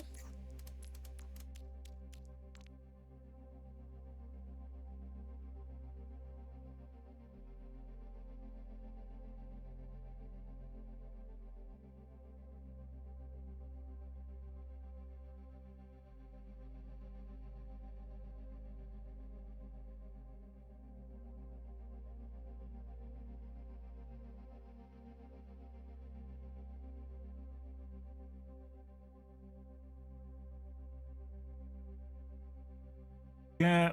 Sometimes people do targeted cheating. Do we see any pre-aim? No.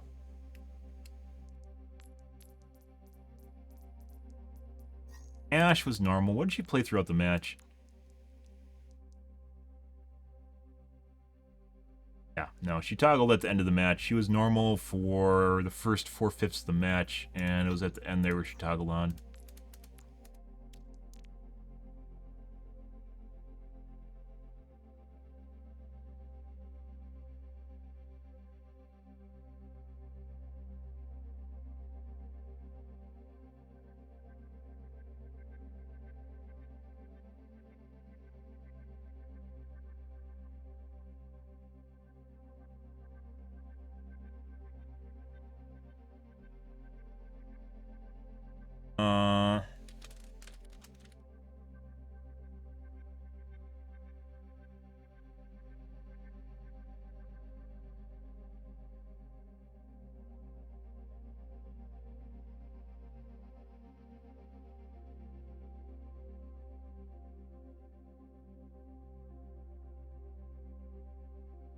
Yeah.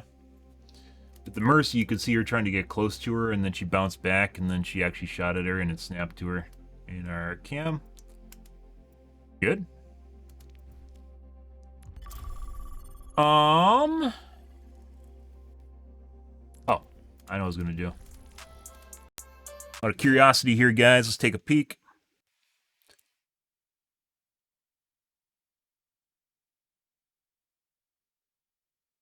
Hey, Sandra, how's your evening going? Happy fucking Wednesdays, guys. Hope you guys are a wonderful evening.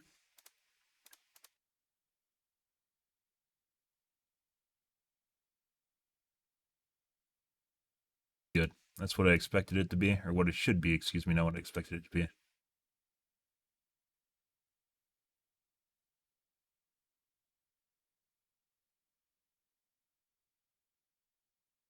Feels so wonky then.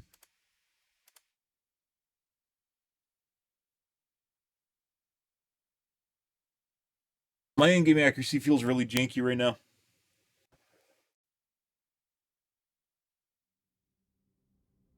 Game. Good, good, good.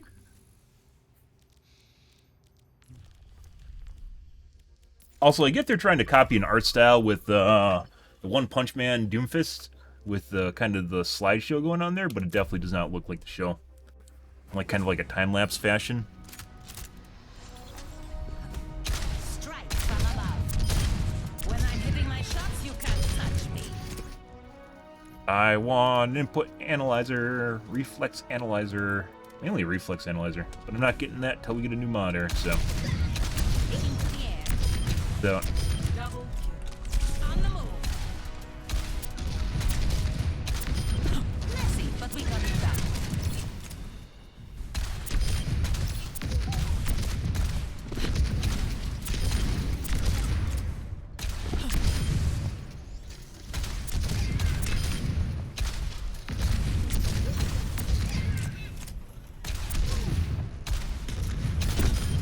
Taken down. Double.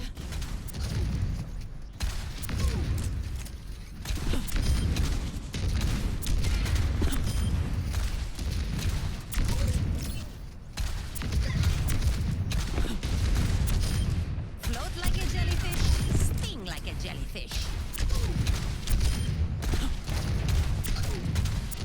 Oh, you know what I want to do tonight, guys? Double. Triple kill. Establishing aerial position.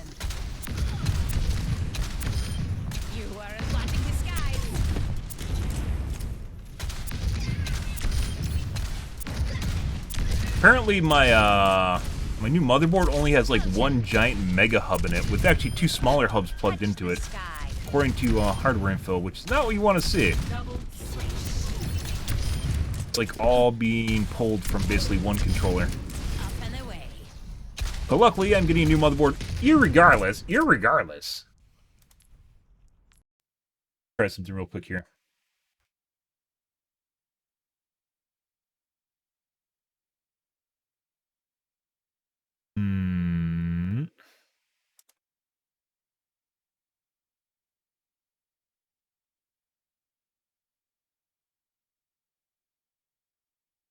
When is it? Video, that's not what we want. I want this guy.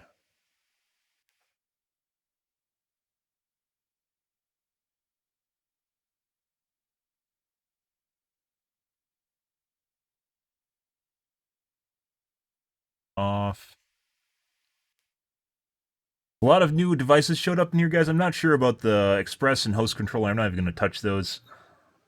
If you touch your sound card, that can fuck up sound, too. I don't remember if I put my sound blaster on it. I don't think I...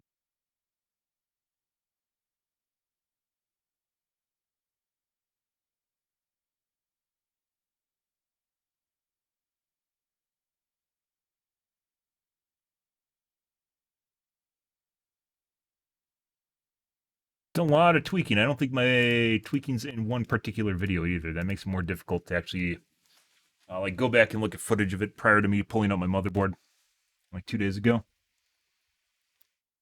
3 days ago.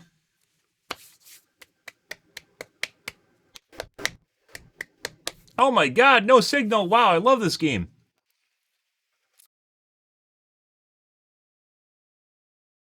Reboot here. And the problem with only having basically one controller, which is what you guys saw me adjust there, with only having one controller, is if I change it, it's all devices connected to that controller. Whereas with my old motherboard, it had a bunch. It had like 4 controllers in it. And I could basically segment it. I could always move my mouse to my graphics card. I don't really want to do that, but I could do that. It's an option.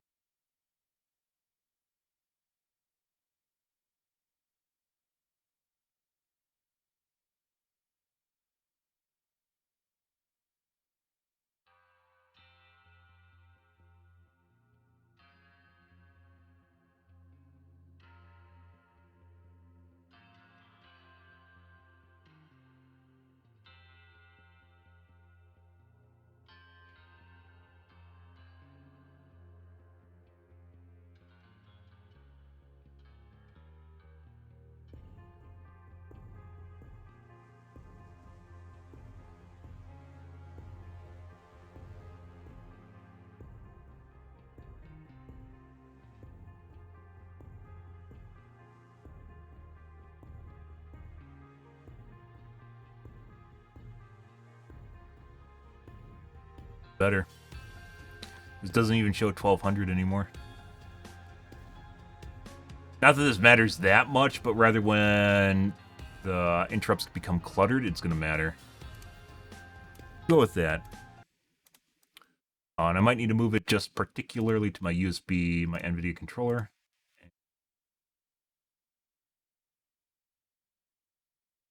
The new motherboard's going to have different I/O layout too, so. It doesn't pay too much to tweak this because it's going to change with the new... each motherboard is going to have a different layout as far as what hubs they're using, what controllers they're using, and what it looks like in your device panel. So, not worth tweaking it too much. And the reason I'm getting a new motherboard, despite this one actually having pretty good performance, is because it feels... Oh, I need to check something on my bot. I'm going to wait. I'm going to do that after stream. It produces a lot of coil line, a significant amount of coil line, and I'm not a, I'm not a super sensitive to coil line, but holy fuck, does this motherboard produce coil line? Feels like it's shooting lasers in my fucking brain or something. Guess that's one reason to buy a more expensive motherboard. That being said, like, coil line isn't necessarily a defect. Like, it is because it's a human defect, right? Like, you can hear it. But as far as like performance goes, it doesn't affect performance at all. It doesn't affect the thermals or any part of the motherboard. All it does is make you go crazy, and that's not necessarily a defect. But holy fuck, there's so many posts about coil line and Gigabyte. I didn't know. I didn't know I was looking for it until I got the motherboard. So yeah, it wasn't actually until I got the motherboard that I actually realized it had a shitload of coil line. Good shit. When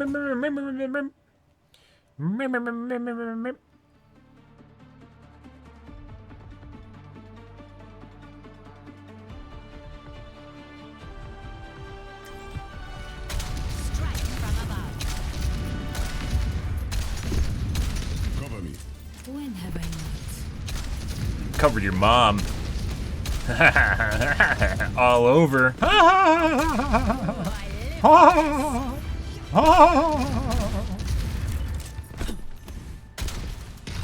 I mean, if it's Widowmaker's mom, she's probably pretty hot too, so, you know. Nothing you need to worry about there. People can say what they want about skins costing too much money, but some of the Blizzard skins are fucking fantastic, so, yeah. 5, 4, 3, 2, 1. Attack commencing. Capture objective. Work as a team, everyone. Give him the boopity boop. There we go. That's not what we want to point out.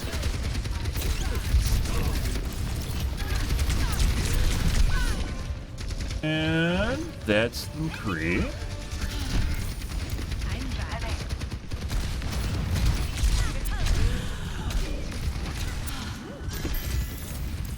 Aerial positioning underway. Enemy here.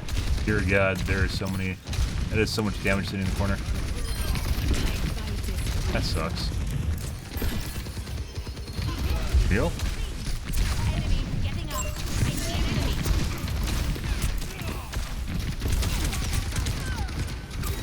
Line of sight him. No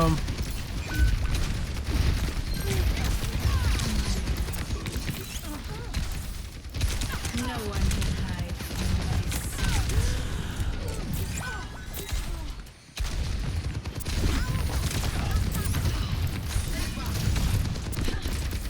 Clear tank comes back. I will not waste taking to the air. You're not gonna let it res. Reddit is doing wonders, guys.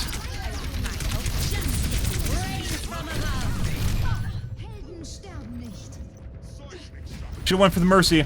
I wasn't close enough. I knew she had her spin up, too. Actually, I'd say that was actually optimal range right there.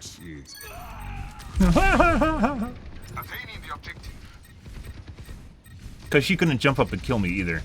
I don't think she can actually do that with her spinner. Like, her spinner doesn't eat projectiles.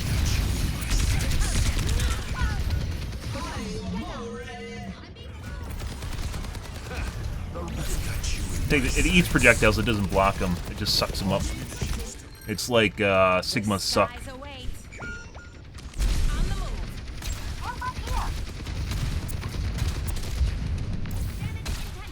for the assist. Over there. Dispersing. Enemy over here. That was weird when you boop someone and that doesn't seem to go off the right way. Is that hers? Yeah. No one. Buckinade.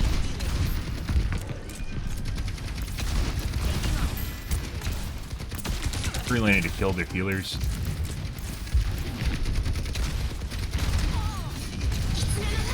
Oh yeah. Oh yeah. I could have E'd. I should E'd. I keep forgetting that E doesn't interrupt my ult, like my reload, so I don't need to worry about E my reload. I could have totally booped the shit out of that Mercy, and I got greedy and I wanted to kill her. Okay, my head's in the game. I could have booped her off that. 60 seconds.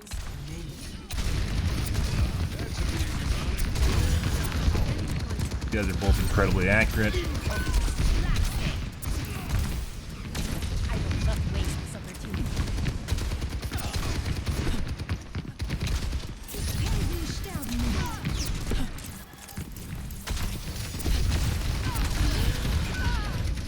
Heroes never die. Aww. Oh my god, Mercy. Something just booped her off. Let's show Good. some air power. Establishing aerial position.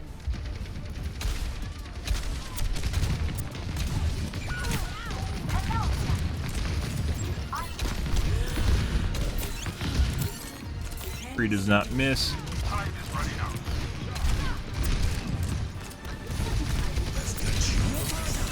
Oh my god.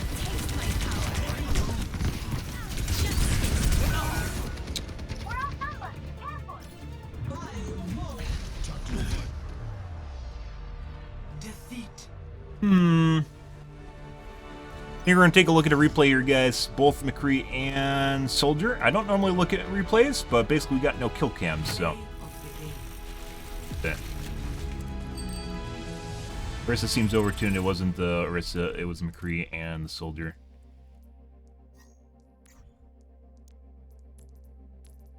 We pre-made for sure.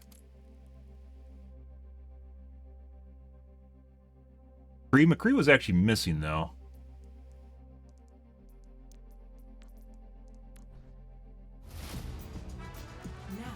We'll see if we can see some pre-aim here.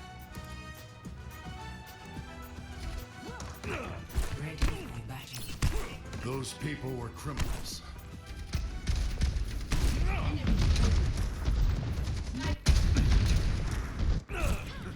Ready. Ready. 2, 1. He's still fucking around. Defend objective A. Still fucking around for some reason. There we go.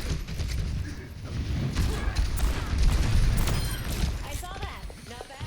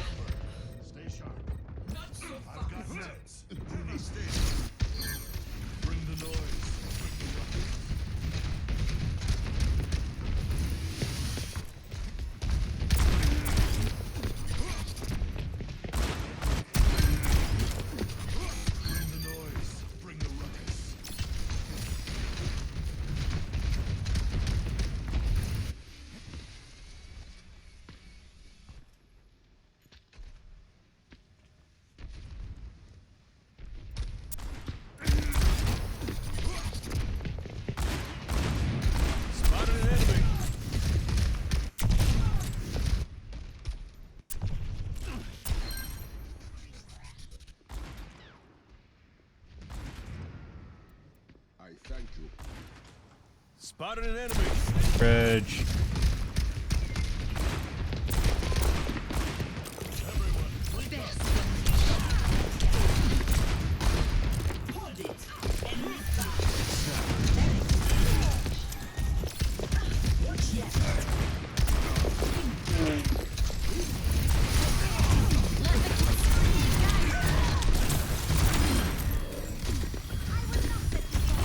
Blaze looking at Anna. This guy doesn't look at people through walls, though.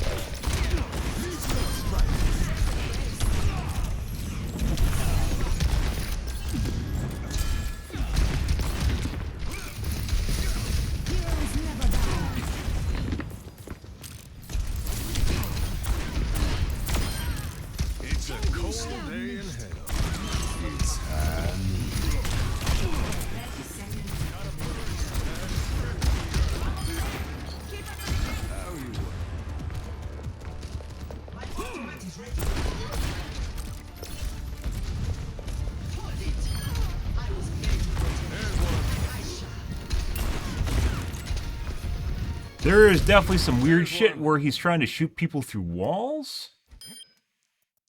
Whether or not he can actually, like, it's legitimate. I was made to protect. I just went around the wall. It's like early on, they're doing a pretty good job. Like, there wasn't anything outside the ordinary here. Looking right at me, though.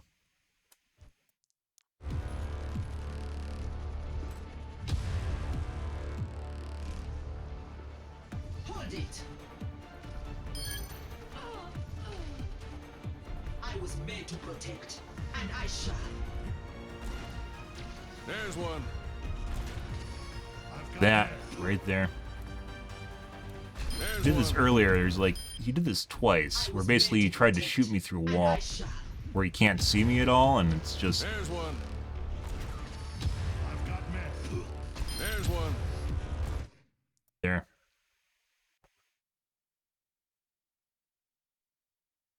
Obviously, you're not going to hit anything right here. Why would you even do this? What happened here? You didn't try to shoot around the edge or anything? This earlier, too. There's one. That would have been a headshot. So otherwise, this guy looks pretty legit. He misses shots, too, on top of it, but he also has some hit reg issues. But there's a couple cases where he does weird shit like this. That was definitely a headshot. So I think possibly, I don't know yet, that this guy actually, we're going to take a look at the soldier here, that this guy has an aimbot that is set to miss, which is different than people that toggle on and off. As it's set to miss, so he doesn't basically need a micro and he'll never need to toggle it off. He'll just miss automatically. At the same time, he does weird shit like this. This is a headshot. This is a 100% headshot just now. To me behind the wall. This isn't just like shooting the bridge randomly. That was in my brain. Which this in and of itself is a pretty good giveaway. This is a pretty good indicator that he's cheating. Throughout the match, though, like everything else up until this point, it got really, really tight at the end of the match where things got dialed down and they're getting heated. I'm pretty sure this is a pre-made. They're getting heated. But this is 100%. This is definitely an aimbot right here. This is at, what is this? 4:30. And the match is so short, too, it makes it tough to actually look at stuff. He knows he fucked up, too. That's why he immediately looked away.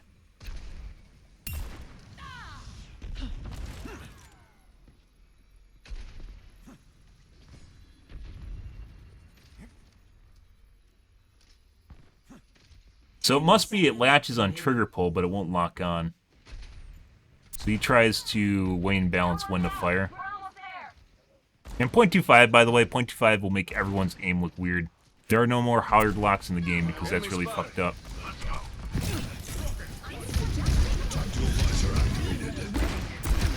It's very easy to get banned.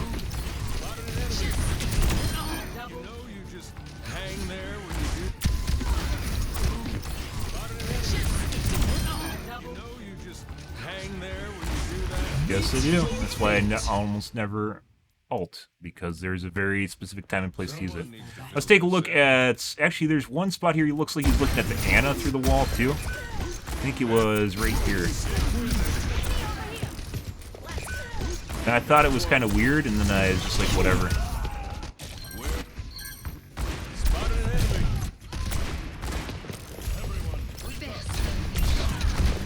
When was that weird shit?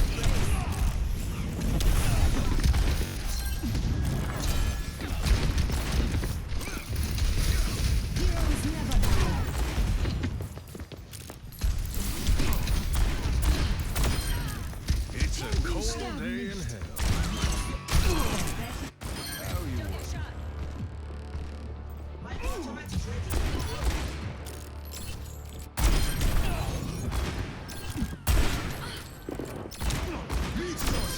60 seconds. Enemy spotted. Over there.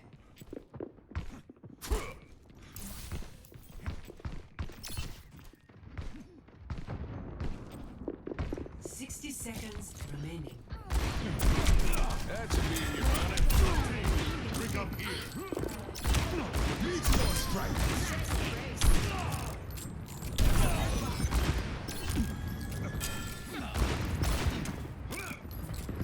What the fuck is the shot where he tried to shoot me through the bridge? It's a cold day in hell. It's time.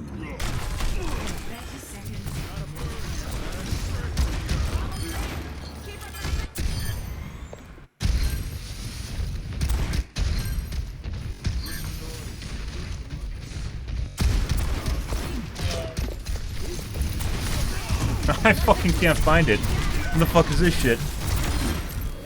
Right towards the end. Enemy spotted. Over there.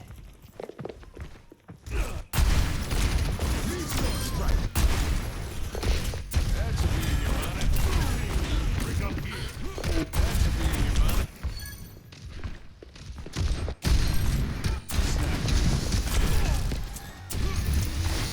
Hold it. Enemy. Hold it. Enemy spotted.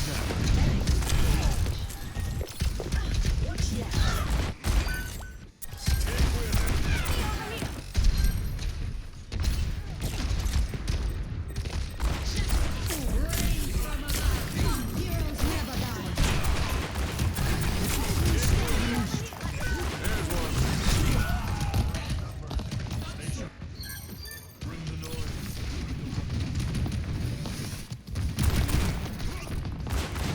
Spotted an enemy.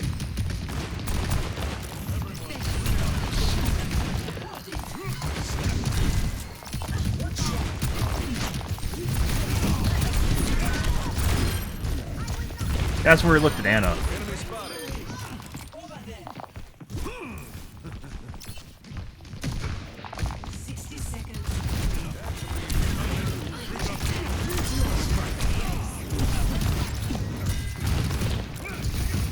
He's right there.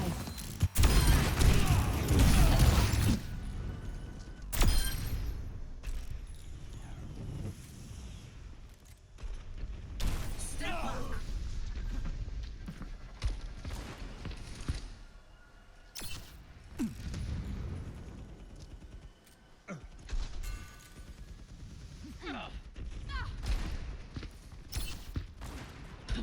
Wasn't right here.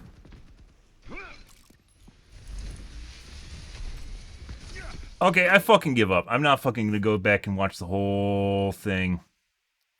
Where the fuck was that? We're gonna cheat.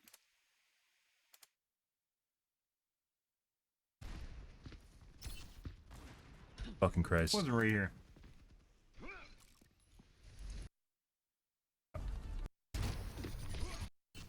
Item. Very specific type of the bridge. When was that weird? Whatever. Hang there. 4:33.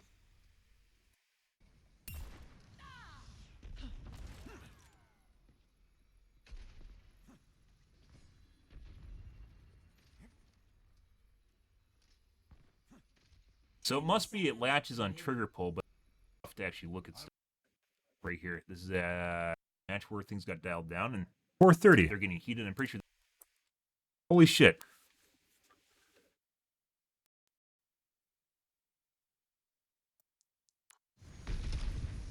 Heroes never die.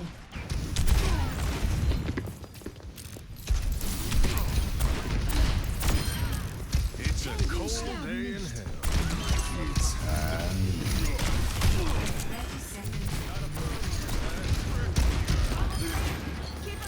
How you work? My ultimate is ready. Hold it. I was made to protect. There's one. Yeah, right there. That even fucking looks bad and like looks fucking weird as shit on the replay too. 4:30. Bunch of time. Good. Where's the Anna?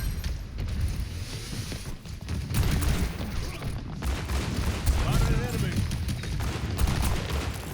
She's right here. It's when they got backed into the corner.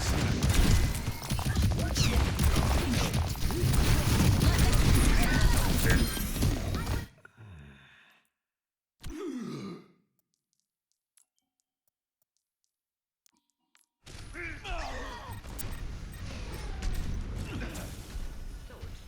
Did like no damage to him, by the way. The missiles literally landed on top of him. That right there. I noticed this earlier, and I thought this was just kind of weird. Yeah, he's definitely cheating.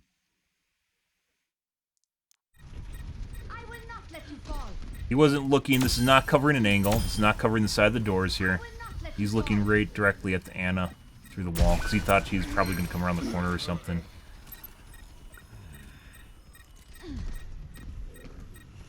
Yeah. So 328. I noticed this is the first time watching through it. 328, 430. 430.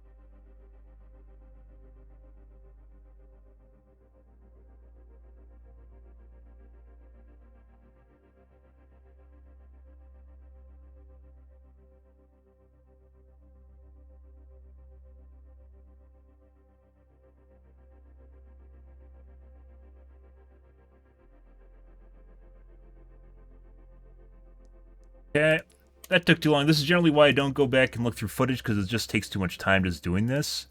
This is a curious match, because it seemed like they're generally pretty legit players. And we're going to take a look at Soldier. And I was actually about to give him a pass up until the point where he headshot me through the bridge. Ready for battle. Ready for battle. Okay. Ready for battle. That guy was really, really fucking good at wall control, I guess you could say it, where he's looking at stuff through walls and preventing himself from looking through walls. It snaps only on trigger pull. Check your corners.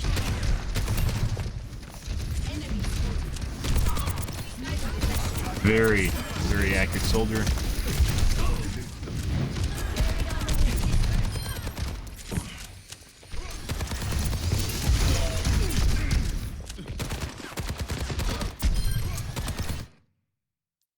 You can't see health bars when you're, unless you shoot the player, you can't see a health bar.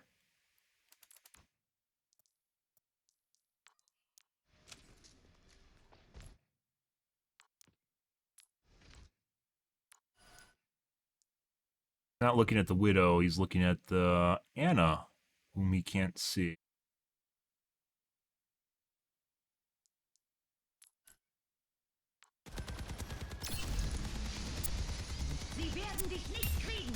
That should be in your bonnet.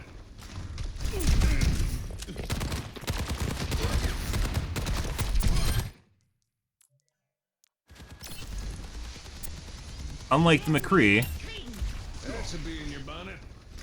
this guy isn't nearly as good. Tries to kill me now through the wall. He's cheating. So, as I mentioned, yeah, this isn't aiming at this guy. Wasn't trying to shoot at the pre-aim guys, by the way, is generally the giveaway here. He wasn't trying to shoot at the Doomfist or something. He was legitimately trying to shoot me through the bridge just now. It's not about aim. Excuse you, game. I don't know why it takes so long for my display to come back when I tab out of stuff now. Yeah, so unlike with the McCree, who was very meticulous, he's very meticulous at trying to stop himself from shooting someone through objects and looking at people through objects. Yeah, that's not... There's the Doomfist, and he could have shot the Doomfist just now. He didn't. He tries to shoot me through the bridge. Right here. Yeah, so as I mentioned before, it's like the biggest giveaways. The one thing that never happens, guys, you don't play an OWL top 500 and all of a sudden you can see through fucking walls. It never happens. You never can see through fucking walls. So immediately we know this guy's cheating because he's trying to shoot me. There's no tip-off. There's nothing like I'm coming in around the corner and he just happens to shoot the wall or something. The McCree seemed more legit than this. He is legitimately shooting at someone that he had no indicator that I was about to appear on his screen. There's no indicator in any way, shape, or form that I should be here. He definitely just shot straight at me through the bridge. This is at 107. He literally, that wasn't just one shot either. He just tried to fucking spam me through the bridge. 107, so straight out of the gates, cheating. Not very good at hiding it. Regardless of accuracy, you're never able to work through shit. It doesn't happen.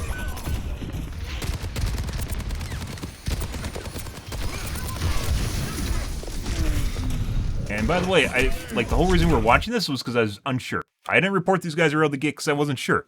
And I thought something was fishy in this match. Putting aside these guys are very good, I thought something was fishy. And it turned out McCree basically took a lot of work. This guy immediately summoned 107.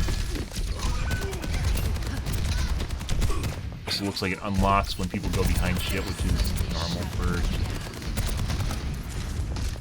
Someone must have reported to a cheat dev because it's now common where you get shot in the shins. So they added another lock point for aimbots. It used to just be chest and head, and now it'll lock the shins if you don't have chest or head exposed anymore. Bone mesh aimbots tend to be incredibly rare, mainly because they're harder to program and unnecessary for the most part. Tried to shoot me before I came down. Actually, it was the Widow Res.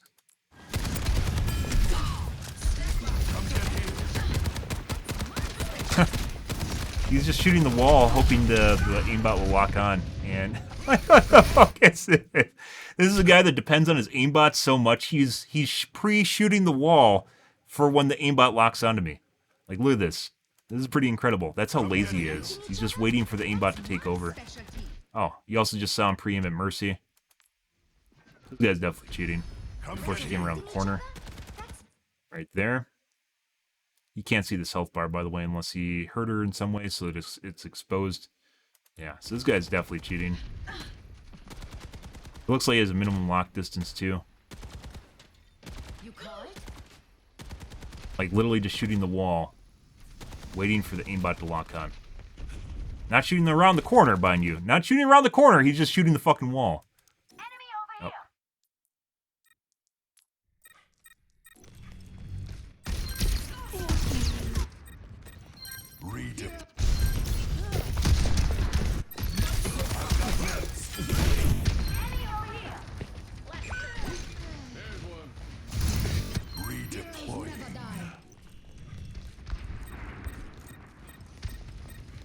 Helden sterben nicht.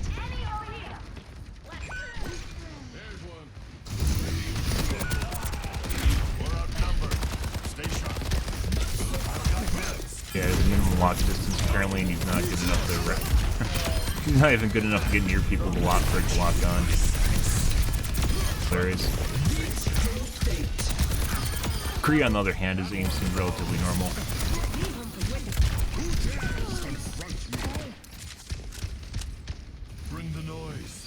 Covering corners by looking at walls.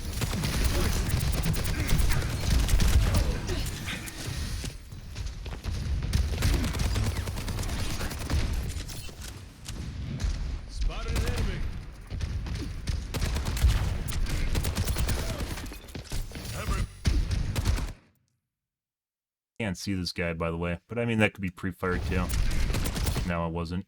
That was directly aimed at the Doomfist.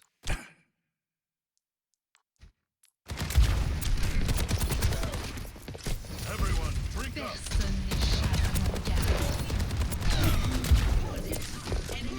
Crazy match. A lot going on here.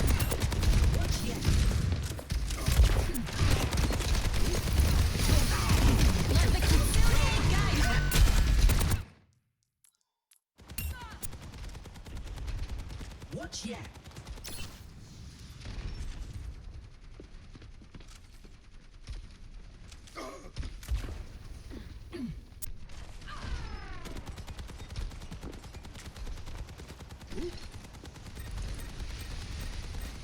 Rocket punch. Let the Kitsune guide you. God, like his aim is so bad, guys. It's something like maybe 80 pixels. It seems a lot of them are about 80 pixels around my model, in which you'll lock on. And if he's not in that, he just fucking shoots at air. Despite him being incredibly accurate when it locks on. You picked the wrong.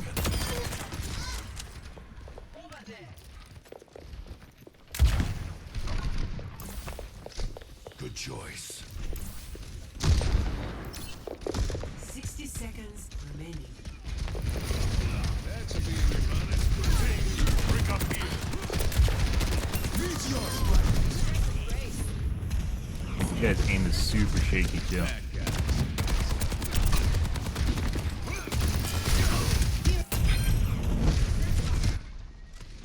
Bad guys, heads up.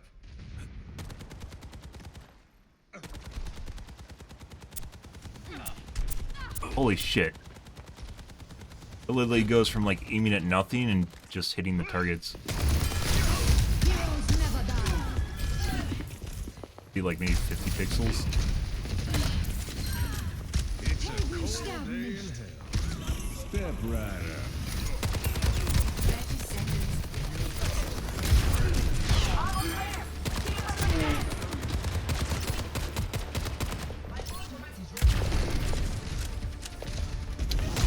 And by the way, yes, people will just shoot at nothing even if they're cheating. It's a way of making themselves look more legit. You could clearly see him trying to fucking shoot me in the face through the fucking bridge earlier, the steps. So it really doesn't matter what. This just shows you how much theatrics are in this, and same thing happens in Counter-Strike. The best cheaters you'll ever see are in Counter-Strike, because they know people have demos and they actually go back through.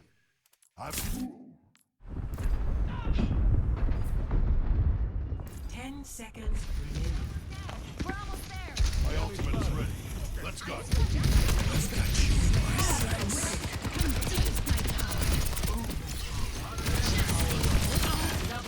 I've been doing this for years. Who the hell is you? Yeah. He was much easier to identify than McCree was. McCree has actually said on him just being normal up until the end where he headshot me through the bridge.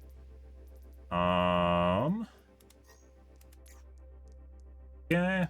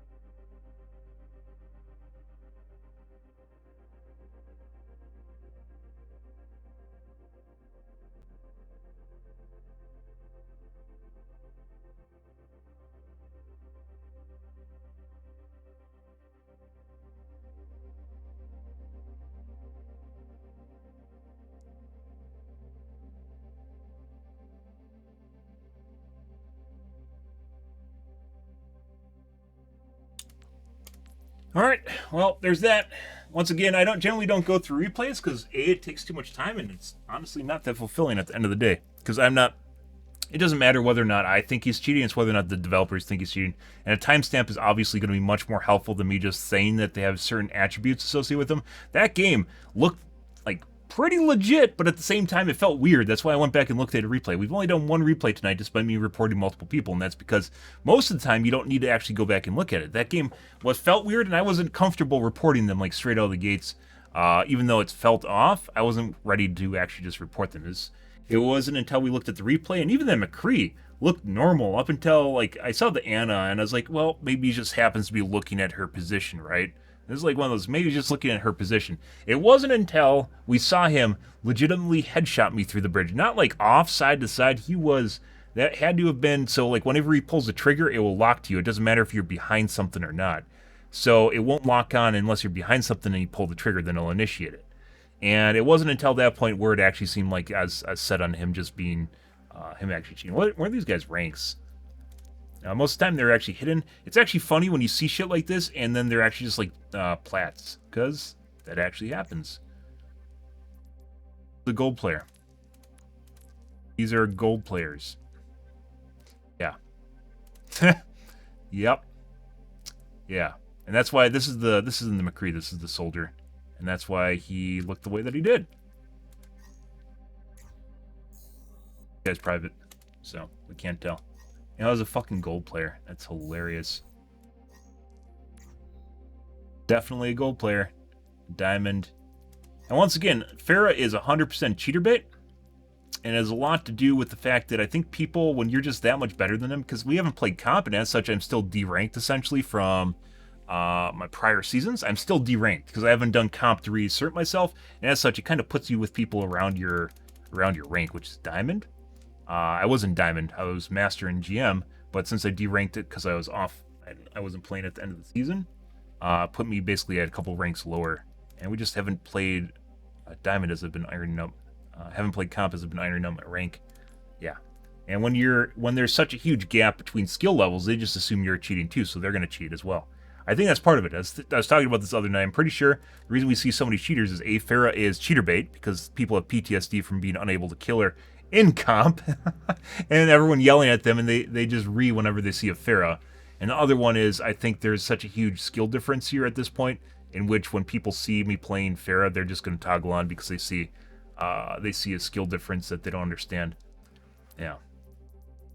So that'll probably get cleared up once we start playing comp and get probably back into maybe Masters. Probably not GM, but probably Masters. These two guys definitely cheating. McCree was much better than the Soldier was. Soldier, his aim was all over the fucking place, and then it would just snap onto players and just stick to them.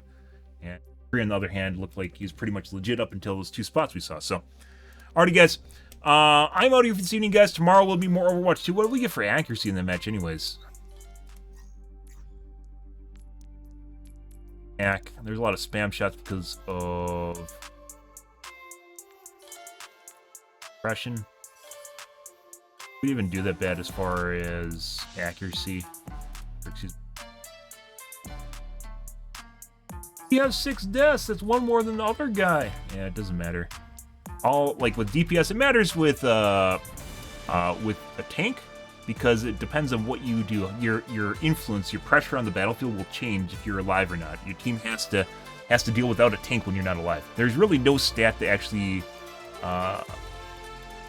show whether or not someone's a good tank. That would probably be something to do with total damage received, rather than just mitigated damage. Mitigated damage doesn't make sense. This stat shouldn't be here. I don't think death should be here either. And a limb should actually be what assists are, and there should be KBs. KBs are actually really important, not necessarily because it is the kill, but rather it asserts whether or not someone finishes a character. Finishing a character is very important. If they get away, that's a big deal. Being able to finish people is a big deal, regardless of whether or not you did all the damage, or it's an assist. Whether or not you finish them off so that they can't go back and heal up is a big deal in this game. The stats in this game, I think, are slightly misleading. There should also be a column here for total healing received, which is basically your healers healing you. So you can see where the majority of the healing is going and whether or not someone's even getting healed at all. Holding healers accountable is kind of a big deal. And it doesn't exist. Just like total damage received should be a category which includes mitigated damage, not just mitigated damage. Because this is damage people are putting into you that they wouldn't otherwise be putting into other people, but it also includes damage received, which could be much higher for a tank. And while it's not a direct indicator of how well someone's tanking, it would be a good indicator of whether or not they're doing their job, just like DPS for damages. I think death is pretty pointless stat. I also die a lot, so you can take it for that. So, alrighty, guys, I'm out here for this evening, guys. Tomorrow will be more Overwatch 2, so you guys have to look forward to or not to look forward to. If you're new to the stream and you enjoyed things, make sure to follow up on the top right-hand corner. I usually stream every day from evening to late night, GMT-6, so 8 to 9 p.m. Central Standard Time to 1 to 2 a.m. Give or take, it depends what's happening in my life, what's happening, etc., etc. My streams have been later so far, usually from 11 p.m. to about 4 in the morning or 5 in the morning, depends on what's going on. 4 usually. Depends on what's going on once again, but yeah, that'll happen, guys. Alrighty. Weird game. Actually had to go through and look at the replay. I'm out here for this evening, guys. Thanks for watching my stream as always, and I hope you guys have a wonderfully fantastic Wednesday night and Thursday morning. Have a good day, guys.